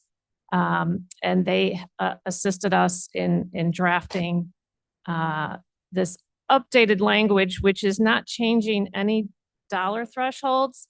It's just saying, in line with the existing procurement ordinance, please ask for a purchase order for anything over 10, and the purchasing department will issue the purchase order. And I'm not trying to be difficult. This comes again. I'm just trying to clarify it, because I just fear that there may be some obstacles that we haven't anticipated, or some, and I don't know the answers to those questions. That's why I was asking you. So I appreciate that. Sure. And then on the second one that I pulled, I just wanted to. Oh, a second one. Are briefly- you done? Ms. Oh, Ms. yeah, Gums, is yeah, this, go are ahead. we done with number 11? That was your concern about the purchase orders? My current concern, yes. Thank you very much. Okay, very good. Are there any other questions about this? Just a quick comment. Purchase orders are pretty standard. It's a standard operating procedure So you can track, the line items which you're spending it on with a purchase order. So I think, there may be a few little bumps as everybody gets used to it, but once it starts going, it'll be very smooth sailing. So are there any other questions? Clerk, please take the roll. Number 11. Bates, Yes. Berman, Berman, yes. Davis, That was yes. Ford, Ford, yes. Gums, Gums, yes. Caius, Caius, yes. Kenyon, Yes. Lewis, Linder, Linder, yes. Molina, Molina, yes. Sanchez, Sanchez, yes. Strathman, Yes. Surges, Tepe. Tepe, yes. This is very good. And sir. I make a motion to approve resolution 12, authorizing revision of the Kane County accounting, auditing, financial reporting policies. Do I have a second? Gums will second. Thank you, Ms. Gums. And Ms. Gums, you had a question. Actually more of just a comment, and I wanted to identify, earlier we heard some language that people brought up about how many pages we have to read through these things. And I just wanted to notate here the amount of work that goes into what our staff and everyone does is substantial, right? So we have a name change here. But it takes time to do those things. And I just want to identify that the microisms of what occurs in county government cannot be overlooked as good things that we're doing as well. And I just wanted to say that out loud. Very good. Thank you. Any other comments on this? Hearing none, seeing none. Clerk, please call the roll. Bates, Bates, yes. Yes. Davis, That was yes. Ford, Gums, Gums, yes. Caius, Caius, yes. Kenyon, Yes. Lewis, yeah. Yes. Linder, Linder, yes. Molina, Molina, yes. Sanchez, Sanchez, yes. Strathman, Yes. Surges, Tepe. Tepe, yes. Passes. Very good. Includes the finance portion of our consent agenda. Well done as always, sir. Thank you. Ms. Lewis. Jobs Committee. We actually have, okay, we actually have two resolutions this morning. The first one is a resolution authorizing Kane County's continuing participation in the Greater Chicagoland Economic Partnership with funding from 400 Economic Development. I need a motion and a second. Thank you. Okay. We have questions on this? Okay, let's take a vote. Like that. You want to take one vote at a time or do you want to do it all? Okay, second one is authorizing the contract renewal with JEG 360 LLC for the consulting services as an economic advisor for Kane County. They have done a wonderful job, so I'd like a motion and a second on this also. And do we have a second on, who seconded? Mr. Ford, I'm sorry, apologies. Absolutely. You're still there. Absolutely. Okay, Looking good. Any questions on this one? Questions? Then clerk, please call the roll, please. Bates, Yes. Berman, Yes. Davis, That was yes. Ford, Gums, Gums, yes. Caius, Caius, yes. Kenyon, Yes. Lewis, Lewis, yes. Linder. Linder. Okay, Molina, Molina, yes. Linder, Sanchez? yes. oh, thank There you. you are. Thank you. Sanchez, Sanchez, yes. Strathman, Yes. Surges, Tepe. Tepe, yes. Passes. Very good. Ms. Molina. Thank you, Madam Chair. Judicial and Public Safety Committee met on April 11th, and we have one resolution we'd like to move to the consent agenda. I'll make a motion to approve authorizing the Director of Emergency Management to enter into emergency and disaster shelter memorandums of understanding. Very good. Second, please. Caius. Thank you, Mr. Caius. Is there any discussion on this? None? Clerk, please call the roll. Bates, Bates, yes. Berman, Berman, yes. Davis, That was yes. Ford, Ford, yes. Gums, Gums, yes. Caius, Caius, yes. Kenyon, Yes. Lewis, Lewis, yes. Linder, Linder, yes. Molina, Molina, yes. Sanchez, Sanchez, yes. Strathman, Yes. Surges, Tepe. Deputy, yes. Passes. And Ms. Molina, this is a very important resolution that was just passed, especially with the crazy weather we've been having lately. Yeah, I agree. So Absolutely. well done. Thank you. Ms. Strathman. Yes, good morning. Thank you, Madam Chair. We have one resolution under the Health Department this month, and it is authorizing the Kane County Health Department to participate in the Apple Developer Program to publish health-related apps on Apple App Store. And this is related to the program for the high schoolers with vaping. Okay, very good. Very start. Is there a second on this? I'll second. Thank you. Thank you, Ms. Lewis. Is there any discussion on this? On technology and health? It's just a start. We'll be moving to other avenues after we do have them. Okay, So it'll very be good. available to more kids. Wonderful, wonderful. Hearing none, clerk, please call the roll. Bates, Bates, yes. Berman, Berman, yes. Davis, Davis, yes. Ford, Gums, Gums, yes. Caius, Caius, yes. Kenyon, Yes. Lewis, Lewis, yes. Linder, Linder, yes. Molina, Molina, yes. Sanchez, Sanchez, yes. Strathman, Yes. Surges, Tepe. Deputy, yes. Passes. Very good.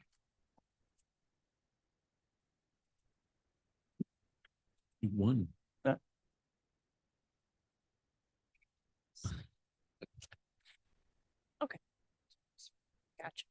I don't think I've ever seen that short a list for development.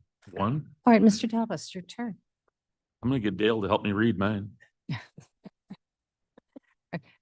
You are just snarky today. Look at you. Yeah. Yeah. Morning, welcome to the transportation part of the program. We have 14 items for you. First one is a resolution for an IGA. Be cooperating with Elburn on maintenance. It's a 50-50 split for the Anderson Road Bridge. It's $33,185.58. Item 2 is approving our Adopt a Highway applicants, in this case, 15 renewals. Great program. Number 3, a supplemental appropriation for funding. The PACE Ride and Cane program, we had budgeted $300,000 and missed by just a little bit. We need another $430. Number 4, in fact, 4 through 8 are all in cooperation with our township road districts. First one is Blackberry Township, $494,888. The next one is Burlington Township, $233,639.30. Number 6 is Hampshire Township, $100,950.45. Caneville Township, $208,588. And St. Charles Township, $1,334,188. I get to have my road finally resurfaced, so that's nice. Number 9 is contract with SKC Construction to do crack sealing, and it's $264,663.80. The next one is asphalt rejuvenation, is more expensive than crack sealing, $762,463.20. Number 11, it's an amendment to the agreement with for Phase 2 engineering services with Christopher B. Burke Engineering out of Rosemont, and it's $3,294,694. Number 12 is an agreement with Thomas Engineering Group for on-call traffic and safety engineering services. I believe that's not to exceed, so there's not an actual dollar amount yet, not to exceed $400,000. Number 13, Gray Willows Wetland Mitigation Bank Credit. They're gonna purchase credits, $260,083. That's for the Randall Road at Big Timber intersection improvements. And then 14 will be dealing with acquiring some property for the Kirk Road over Union Pacific Railroad. No dollar amounts yet. Chair, if Yeah, we're, yeah. if we're moving one, I'd like to have 9 and 10 removed for discussion separately or moving them all together. All right, so we have a motion and a second. Do we have, we do not have a second. Berman, second. Thank you. Thank you, Mr. Berman. So we have a motion and a second to approve items 1 through 8 and then 11 through 14. Any discussion on these items? Seeing none, clerk, please call the roll. Bates, Bates, yes. Berman, Berman, yes. Davis, Davis, yes. Ford, Gums, Gums, yes. Caius, Guys, yes? Kenyon, Yes. Lewis, Yes. Linder, Linder, yes. Molina, Molina, yes. Sanchez, Sanchez, yes. Strathman, Yes. Surges, Step yes. Passes. They pass. Thank you. Number 9. So for the purpose of discussion, you want me to move 9 and 10 together? No, they Talk have to, about they those should be separate. individually. Probably separately. I'll All move is the same. item 9, the crack ceiling project. Do we have a second? I'll second it, Ken. Okay. Mr. Kenyon seconds. Yes, Mr. Caius. Sure. And then this was dealt with in transportation. We missed finance, goes straight to here. And I addressed or mentioned a concern that I have in that if nothing else, the language in this confuses me. In the whereas the lowest responsible bidder for the project is SK Construction Incorporated of West Dundee. And then later in the body of the, or maybe, let me hang on just a second here. And I'm gonna get back to it myself here. So Yeah. And then it Page says that it's a 779. responsible bidder, but in the other part that there, it mentions that there was no, okay, sure. And then in the body of it, it says that the bid submitted did not meet all the guidelines set forth within the responsible bidder ordinance. So that we have a responsible bidder, but it doesn't meet all of the determined bid supplement guidelines as set forth. So I'm confused as to whether we have a responsible bidder or if we do, why it didn't meet I'd like to have that clarified.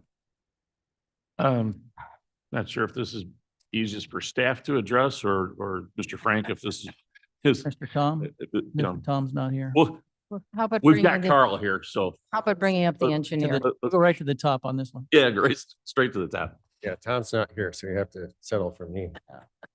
Okay. Yeah. So, let me just say that in both of these cases, we believe the firms are well qualified to do the work. They participate in apprenticeship training programs and they do all of the A things. little closer to your mic if you can. They do all of the things that we expect them to do under the responsible bidding ordinance. The issue comes into play with documenting that. So for example, a common one that we're running up against now is that if you read the language of the responsible bidder ordinance, it says with respect to the apprenticeship and training programs, the firms have to demonstrate that they participate in a program that graduates 5 graduates in each of the last 5 years. Most of them are not doing that. At the same time, we know that they're participating in well-accepted programs. So as a staff, we're doing our best to make sure that that's a qualified bidder that has the correct training. But we're having trouble getting the documentation of that. So we're recommending both of these for your approval with that kind of understanding and knowing that we need to go back and probably fine tune some of that language within the responsible bidding ordinance, or at least get some outreach out there for the contracting community so that they know exactly what we're looking for. Is it fair for me to say that on advice of counsel, we're proceeding like we should be? So SAO Frank, so there is an exception to the RBO, which is if there are no responsible bidders that have applied, then it goes to the normal purchasing. So in this case, if there were no responsible bidders, either through production of documents or whatever the violation of the RBO would be, that eliminates that person under the RBO. but then it goes back to purchasing and now we're back under normal purchasing rules. So in this case, it sounds like, and correct me if I'm wrong, it sounds like there was no effective responsible bidder on this project. Thus, it goes to normal purchasing and they went through that process. And because of that, that would be allowed. I have, if I may, a comment. Please. I did oh, yes, sir. Well, Please. just on that line, not to be too picky about it, though, it does say we have a responsible. If there's nothing else in this, it says we have a responsible bidder. This is a responsible bidder. And then if we contradict ourselves later in this resolution saying there was no responsible bidder. So, By identification. I was gonna say, we're happy to change the language. Well, that's what I asked for last time and they said it would be changed and it hasn't been. I think the term responsible though appears in our original procurement procedures. So in our eyes, they are still a responsible bidder. It's just. yeah, kind of a I second think the, tier, you know, I think the vague use of responsible allows for this to not necessarily be changed. Unless you guys want to change it, it's not necessary legally.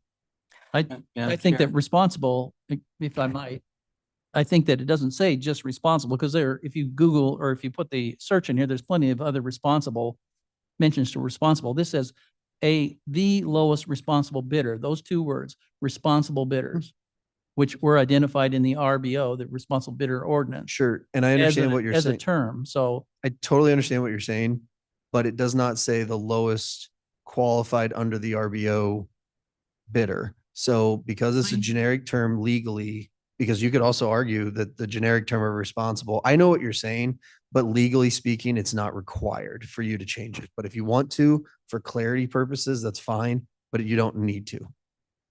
Madam Chair. Yes, could I just make a comment, though? I did a little research on both of these companies, and there is a clause that's in a responsible bidder ordinance that says that an agency who's a member or a company that's a member of an association, if they have a training program, is also equitable to a different training program. So there are a variety of different training programs.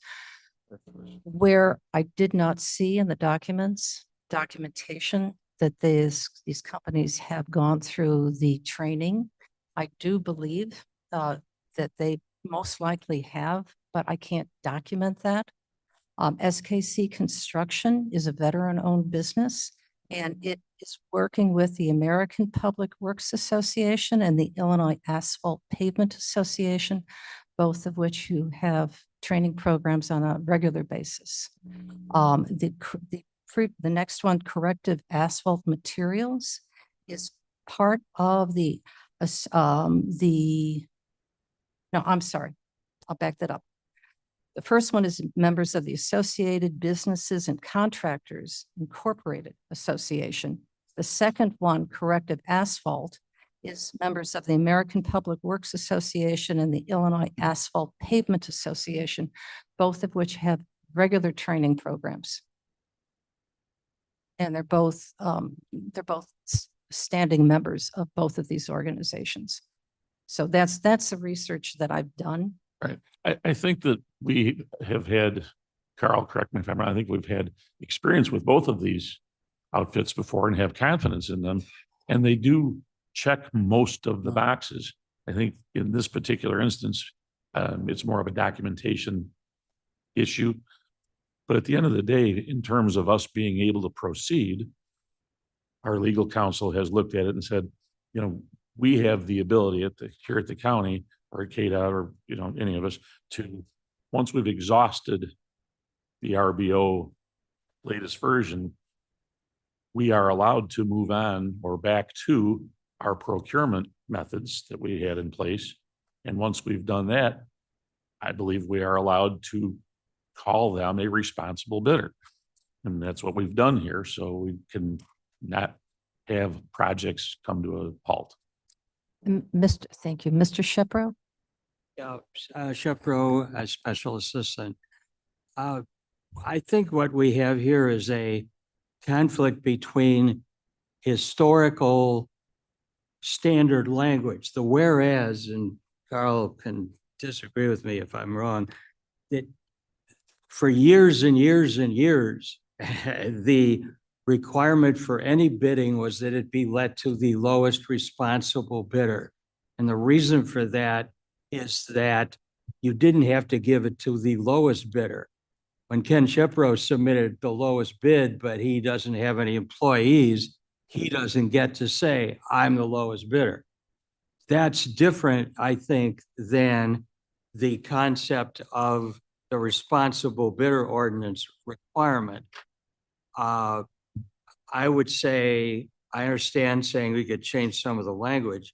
But I think the whereas is a necessary recital that the person who may or may not otherwise be qualified has been deemed to be the lowest responsible bidder within the meaning of the ancient procurement requirements.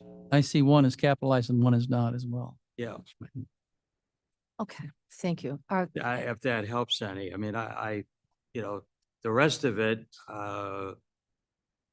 but I don't think you can change the recital, or you should. Thank you. This is going to be talked about further, the responsible bidder ordinance.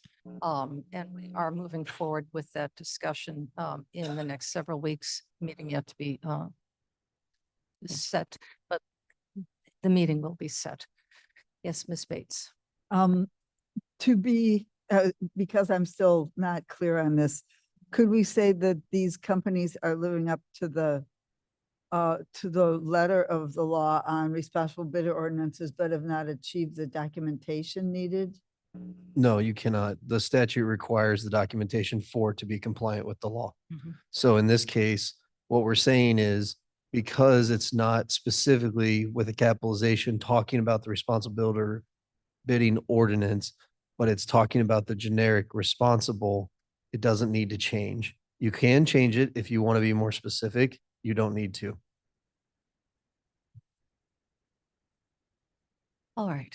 Any other discussion on this? And I do want to point out the American Public Works Association is probably one of the highest, from my research yesterday, one of the highest marks to achieve for a company, for recognition, for proper training, et cetera, quality of work. I'm sorry if I get, another. As we delved into the whole RBO world and this came to fruition, fortunately, we left ourselves an alternative in the event that nobody actually ticked every box. If we had not done that, we would be stuck. The project would not be able to move forward, and thereby we would, not really serving the public. Fortunately, we did leave that alternative in place, which is that you couldn't quite get all the way there. We know these people. They're close. In this particular instance, it's more of a documentation kind of issue, but in the future, it could be something else. We can revert back to our procurement procedures that we had in place, which still allows us to thoroughly vet and Understand all judge that. everybody. And it gives us the opportunity to say yes and let work actually take place. That's what's happening here today. We're not trying to circumvent anything or ignore the new RBO. We do want to get the work done. Absolutely. And I think when we initially started this, we knew there would be a work through process, and I appreciate the explanation on this terminology.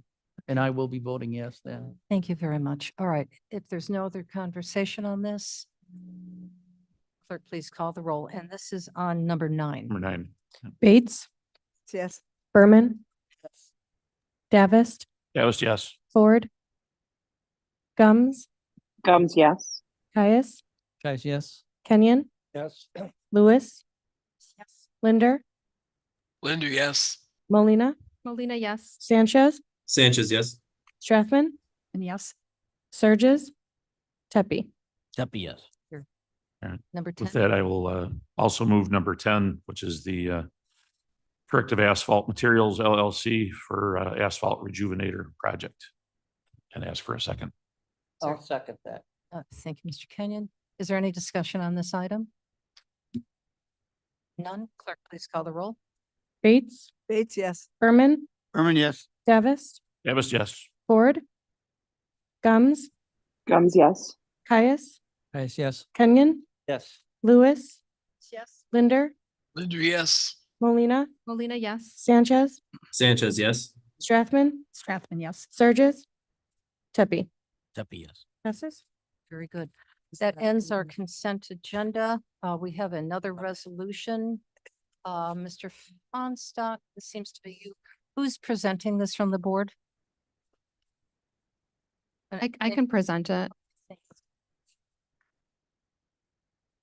So this is a resolution authorizing an amendment to the intergovernmental agreement with the Supreme Court for the lease of space at the Third Street Courthouse. And I'll make a motion to move. Strathman will second. Thank you. Is there any discussion on this? Question. Yes, sir.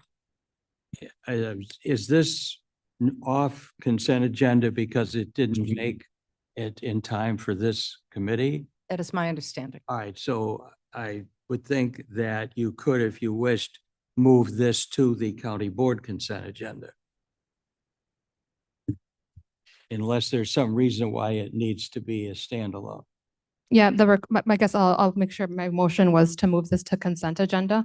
If Roger's here, but basically, from what I'm reading, the Supreme Court needed a smaller space to lease. So it's just they're renting out a smaller space than they had originally anticipated. So that's just the amendment to this. That's the motion. If any other questions on this? Do we have a second? Strathman, second. None? All right. Please. Bates, Berman, yes. Davis, Davis, yes. Ford, Gums, Gums, yes. Caius, Yes. Kenyon, Yes. Lewis, Lewis, yes. Linder, Linder, yes. Molina, Molina, yes. Sanchez, Sanchez, yes. Strathman, Strathman, yes. Surges, Tepe. Passes. All right, very good. I believe that there's no need for executive session. My Madam comment. Chair, yes, there Actually- is. Yes, there is. There's at least 3 reasons for executive session. Was not aware of that, sir. So I believe there's a motion that's going to be made, but I also need executive session for purchase or lease of the property for the use of public body, as well as pending probable and imminent litigation. Gums will make that motion. I would add to that we will discuss appointment, employment, compensation, discipline, or dismissal of specific employees. Gums amends my motion to include that. As a part of that, you also want to include the selection of a person to fill a vacancy of a public office. I amend my motion to include all of those things. Sanchez, second. So all of that is wonderful. I would hope next time I'm aware of all of this, before I walk into the meeting, it'd be helpful. It won't be a surprise to you. We've talked about it. Yes. Madam Chair, could I ask for a 3-minute recess? We're in the middle of a motion, Mavis. We do not have a second yet to go into executive session. We did. Sanchez, second. Mr. Sanchez, second. Okay, very good. We need to have a call to go into executive session, please.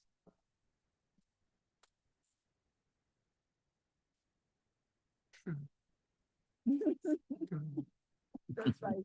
I thought. Bates, Yes. Berman, Berman, yes. Davis, yes. Gums, Gums, yes. Caius, Yes. Kenyon, Yes. Lewis, Lewis, yes. Linder, Linder, yes. Molina, Molina, yes. Sanchez, Sanchez, yes. Strathman, Strathman, yes. Surges, Tepe. Tepe, yes. Okay, we are now going into executive session. I would like, remind everybody, when you leave, make sure you take all of your items with you, phone, purses, coats, etc. All right, everybody online that's joining us in the closed session, please accept the invite that will pop up on your screen. A reminder to those in the room, you must also join the digital executive session What's the last before one? we can begin. Yeah. And What fill a vacancy of a. Oh, that was it. Yeah, fill a vacancy. Okay.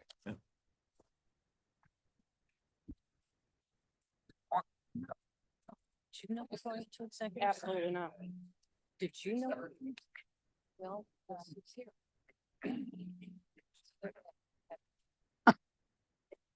Running. Time you going today?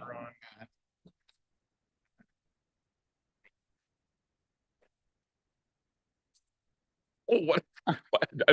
You look like me getting. Is there anybody hearing my voice that feels they should be in the closed session?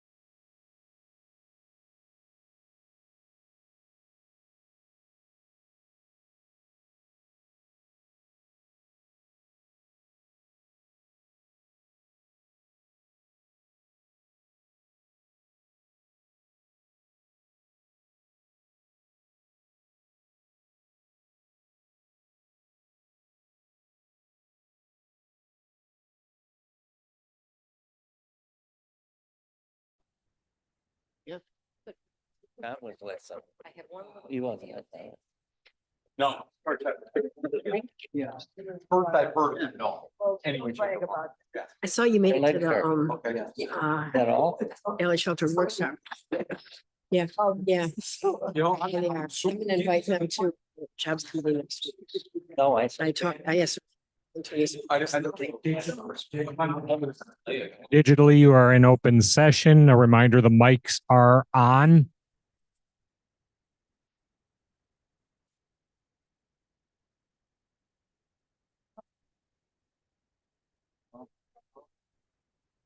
Could we open up the door? On, or somebody, oh, never mind. Thank you, Savannah. As long as it's closed. That's easy, but. First I've heard it, so. I thought it was. One day I had to do this because there's such a few. If it was easy. I just have to remember to ask them. Or you said, so forget if you don't write them. No, it's absolutely true. Blair and I have stuff here. The other side. All right, ladies, and gentlemen, we are back in open session. Soon as our wonderful Savannah sits down, she will take the roll. Allen. Bates. Here. Berman. Davis. Ford. You're here. Davis does not. Thank you. Ford. Gums. Gums is here. Caius. Caius, present. Kenyon. Here. Lewis. Linder. Linder here. Molina. Molina present. Sanchez. Sanchez not here. Okay. Strathman. Surges. Yep, a doodle. Tepe. Pirog. Here as well. You have an in-person quorum. All righty. So we are now into committee reports. I'm going to make one really brief comment because when I heard this, I went, oh my goodness sakes. So this is in the planning stage. Do you realize that in 18 months, we're going to be celebrating the 250-year anniversary of the United States of America? Oh. Yeah, I mean, I went pause. So Order a cake. well, knowing that we have this opportunity, I would like to have this board, and the full board, of course, start thinking about appropriate activities that we would like to honor Kane County and its history in alignment to the 250th anniversary of the United States. Does that have a name, like bicentennial, centennial? Centennial. I'm making it up. Sesquicentennial.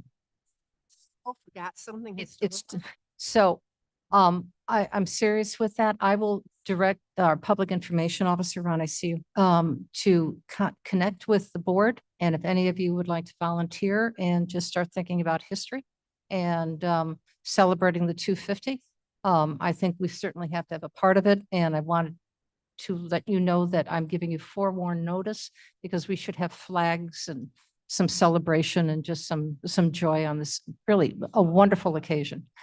Mr. Ford. Mr.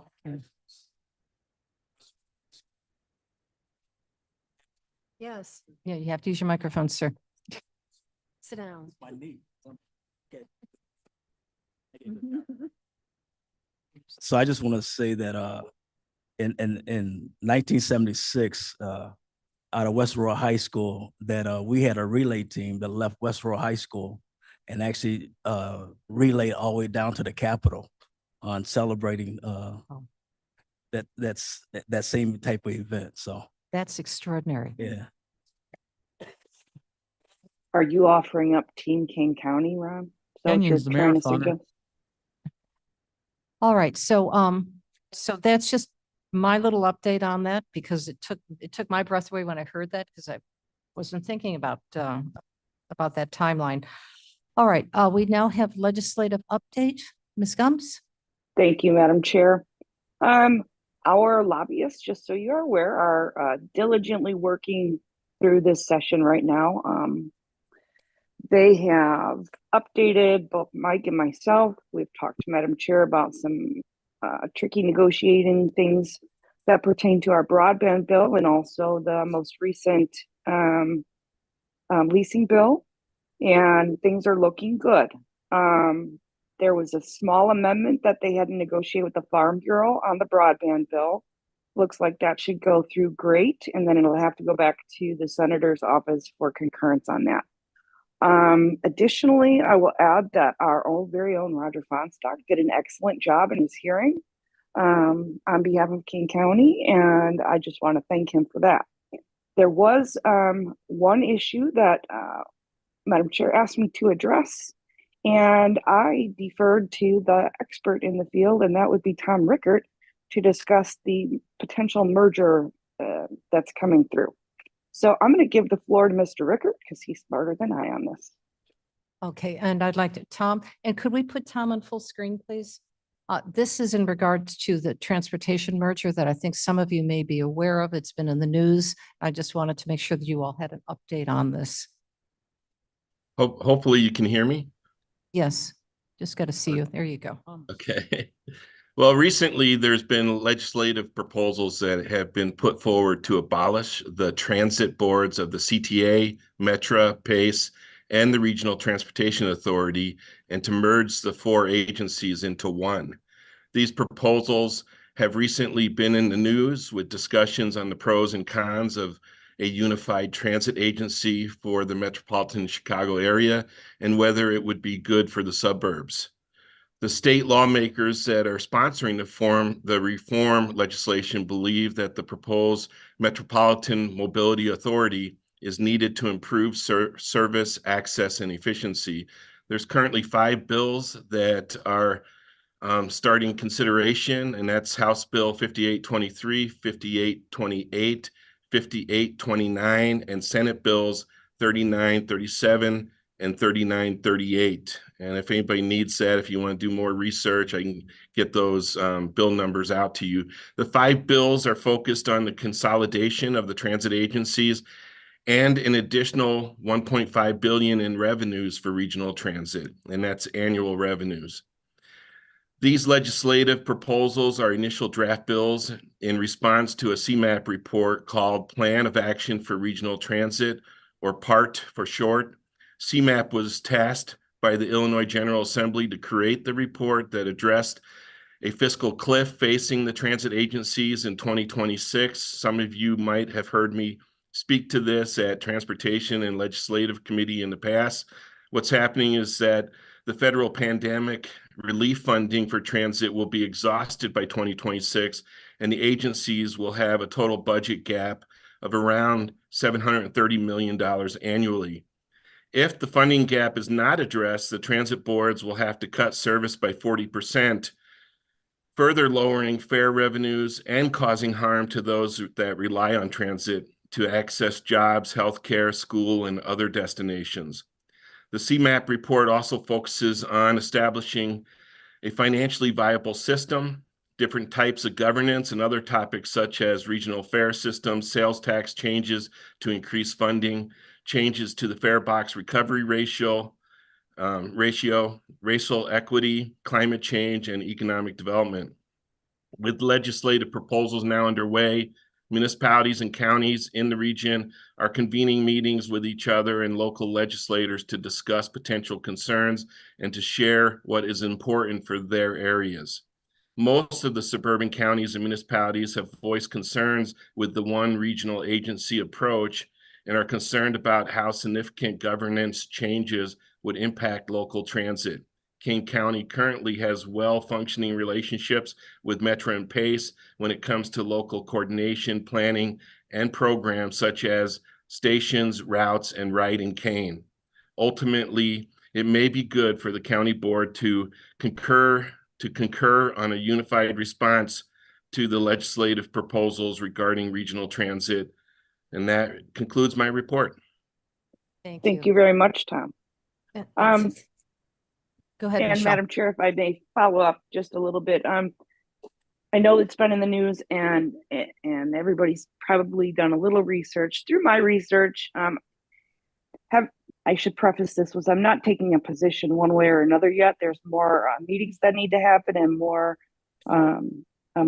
research that has to be done. But in my research, well, one of the concerns I think collectively, and Tom, correct me if I'm wrong here, but is the representation at a unified, I think they're calling it the Metropolitan Mobility Act or something.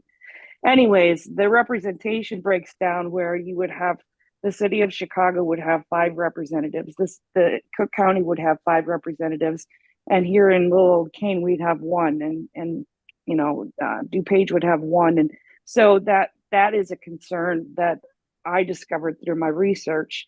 And then, you know, I don't think there's been an identified source of funding for this, so that's also, those are things that have to happen before I think we bring it forward to you, and they're not settled yet.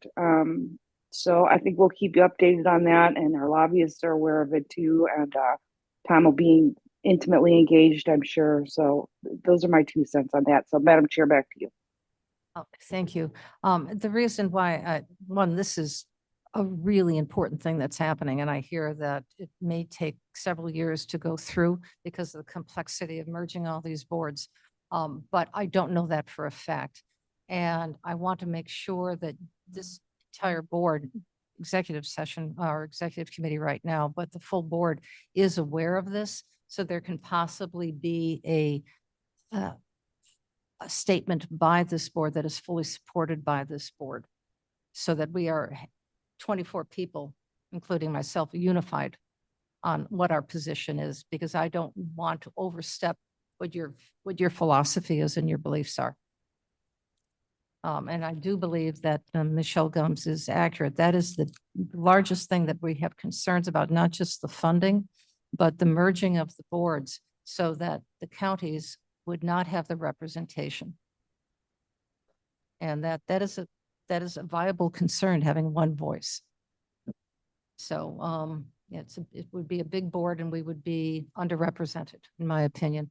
But I would like to suggest with this, and thank you, Tom, that there has to be more knowledge on this, and perhaps a committee of the whole, future committee of the whole can be put together so that we can spend an hour and a half speaking about this and then come up with an appropriate proclamation or whatever we're going to be putting together, a statement. So we are a unified board. And I would greatly appreciate that. So, thank you, yes. Madam Chair. I appreciate it. And The heads up thank on you, it. Michelle. Thank you, Tom. Other committees? Yes, we have, okay, Ready so for other we committees? have other committees. The Energy and Environmental Committee on 17th will be discussing a tree protection ordinance for Kane County. Karen Miller will be doing the presentation. She's our tree expert in Kane County. And this will be with the idea of the benefit of trees to stormwater management, cools the world. On a hot day, where do you want to be? You want to be standing under a nice shady tree. They clean the air, they help us fight climate change, and they contribute to the quality of life in Kane County. Wrap it up? Okay, I'm done. But so I would like to. No. Yeah, Well, and I'm thank gonna, you, sir. thank you, and I'm gonna add to that stuff. Okay, we're gonna drag this A out as long as we community can. that has trees is worth more economically than a community that does not have trees. No, that's already. People shop longer on streets and spend more money on streets. When, that have when was that trees. meeting? Next Friday. Thank you. Bingo. Okay, all right, May Mr. 17th. Caius, please be polite right now. I know you're anxious to go. Is there another committee? Yes, Oh, yeah. Mr. Tepe. This can be hard. Thanks so much. Oh, the microphone, please. Thank you, Madam Chair. Just want to let everybody know that Friday afternoon at 3:00, there will be a special meeting, a special committee related to compensation for elected officials, particularly those that are up for election this year. And then there will be a meeting next Wednesday with expansion associated with that. So this is the advisory board. Mr. Kenyon and I will be representing the board there, but anybody who wants to come is certainly welcome. Okay, thank you. Thank you for that update. Yes, sir, Mr. Caius. Speak for Miss Molina, she would say the special courts is having the graduation this afternoon at 5 p.m. in the circuit clerk's courtroom building there. Attended, it's really worth it. All right, very good. The special courts are wonderful indeed. Mr. Berman, I think you have something to share with us. No, Mr. Berman. Oh, He wants to speak. my committee standpoint?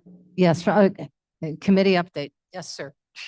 What we'd like to do is, we brought up at our finance committee that we need to study a couple of things. Well, number one, we need an ad hoc committee set up by our chairman to start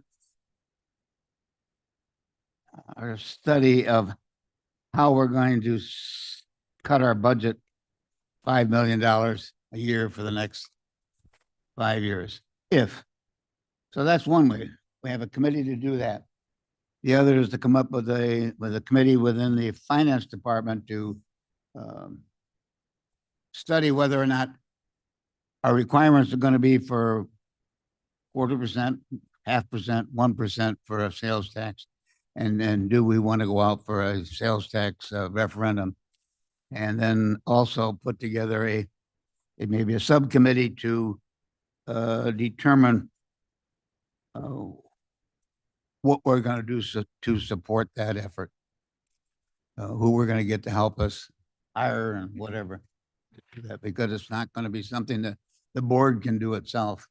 We're going to have to get, and we do have some expertise on the board who've been involved in referendums before. So I think that in itself is going to help us in that way. But I think we can't go out to the public, our electorate, and ask for a sales tax increase if we haven't already investigated what it's going to cost us to cut back on our budget. And I think we all know that the only way we're going to cut our budget is to lay off people. And that's something we're going to have to really look at. Madam Chair. Sir. Yes. Shepro, I would just caution against the use of the term support in Okay. connection with the referendum, as a public body cannot Support, expend, correct. anything for, as you know, for or against. Yes. Mhm. Education is the word. Education. Good. Or presentation. Yes. Thank you. Ms. Bates. I would like to amend or suggest to Mr. Berman that these committees should be ad hoc rather than subcommittees, because subcommittees implies that it would be guess. only. No, he said subcommittee. No. Ad hoc. I did say ad hoc. You said ad hoc for the first one and subcommittee for the second one. I said the finance committee for the second one. Yeah, I don't like it. Okay. I think they should both be ad hoc.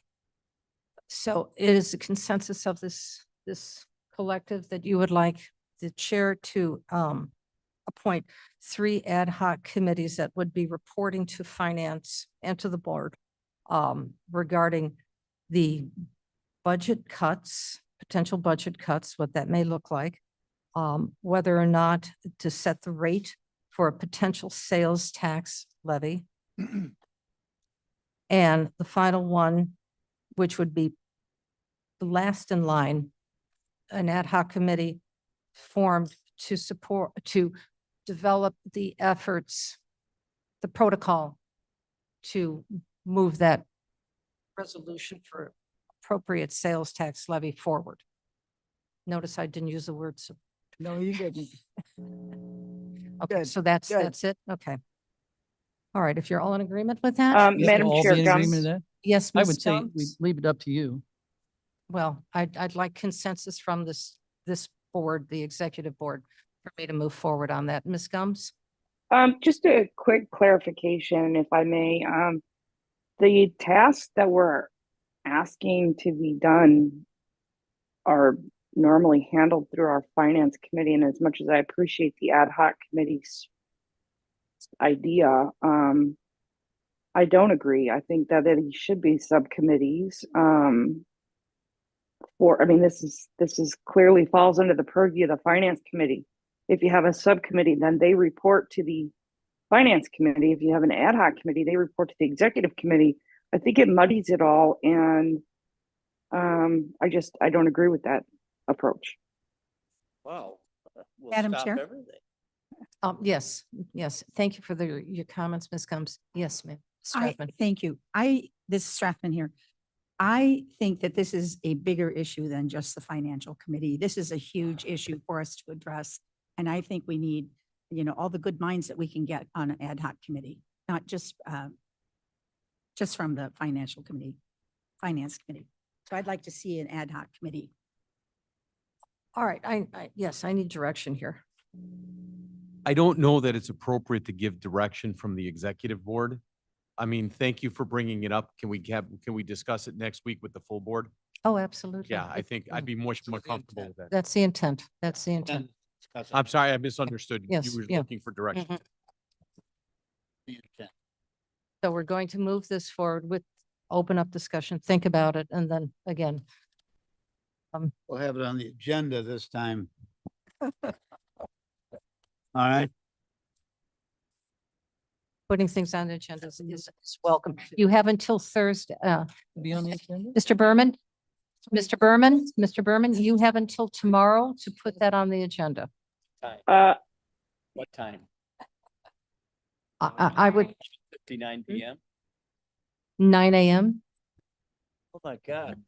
Additions to the quick agenda question. have to be put in, as you all well know, because our has let you know this, our recording secretary, 9 a.m. on Thursday for any agenda items for the full board. I She's have got- to raise my hand. She's got a lot of muscle. I have to raise my hand, Madam Chair. 'Cause I'm Oh, Ms. confused. Gomes, I'm sorry. Yes, ma'am. No, I didn't officially hit the button, but I said it out loud, I think. I am Speak a gonna need little some clarity. slower, Ms. Gums. You're just and- coming through Clearer kind of and fuzzy. Clearer. I promise I'm not contagious, but I'm not happy. As far as being, coughing. Anyways, having said that, I'm very, I don't know how to say this. The way I understand it is this deadline thing is a problem. It can be a problem, for a couple of reasons for me. One, the chair of the board has to submit their agenda, or we have to post that agenda 48 hours before a meeting. And as I understand it, there's some extra days there that we're now, and we are well aware that it has been happening that way. However, as you all know, I'm probably a black and white kind of person, and I don't think that that is the way we should be doing it. I think that if Mr. Berman has to add something to his agenda on Friday, as long as that's 48 hours before his meeting, then we're in compliance. And I would refer to my assistant state's attorney. Am I right there or am I not right there? Because it's problematic. It can be problematic. And I've heard from several chairs that there's an issue with that. So I'm just trying to get some clarity on it. That's it, Frank. The legal compliance is 48 hours. My understanding is part of the request is to allow Savannah to finalize agendas. That would make some reasonable sense to me. Any other requirements for a standing committee, though, would not be allowable. Ms. Molina? Yeah, I just wanted to add, I've had feedback from a couple of people who put these agendas together is that new Legistar system is really faulty. It's very cumbersome for our staff to have to put the agendas together. I don't know if you've noticed how the executive summary comes after the resolution because of the faultiness in our system. So I would prefer to kind of take what Ms. Gums is saying and to put it in Mr. Caius's hands and have our IT department review this Legistar system because there has been multiple issues with it. And because we're not the users, we don't know the amount of time that our staff has to spend trying to figure out how to scan, how to put this together. The timing is just, it's just very cumbersome. Taken under advisement. And I concur. It is a wonky system and she does a yeoman's work trying to put this all together and to get all the resolutions and all the documentation into the system. You see 900 pages. Sometimes it's twice this. So it takes quite a bit of work to get this done. Ms. Bates. A question for the SAO, Frank. Is that business days or just days? Oh, my God. Hours or? Well, it makes a difference, Well- dang it. But It's Friday or or it's Calendar. Sunday. Just here, let's just end it. Calendar. It's not Pardon? business, not business, It's calendar. calendar. But, Thank you very much. sir. but Savannah only works Yes, workdays, that's true. Monday That's through true. Friday. She does not here Saturday. Here and on Sunday. Sundays at midnight. You're not here? Like to move, we adjourn, and I can do it anytime according to him. Ty, second. God bless you. God bless you. God bless you. Water early. All right. Done. Okay, we have a motion and a second to adjourn. All in favor, aye? Okay, see Aye. you guys later.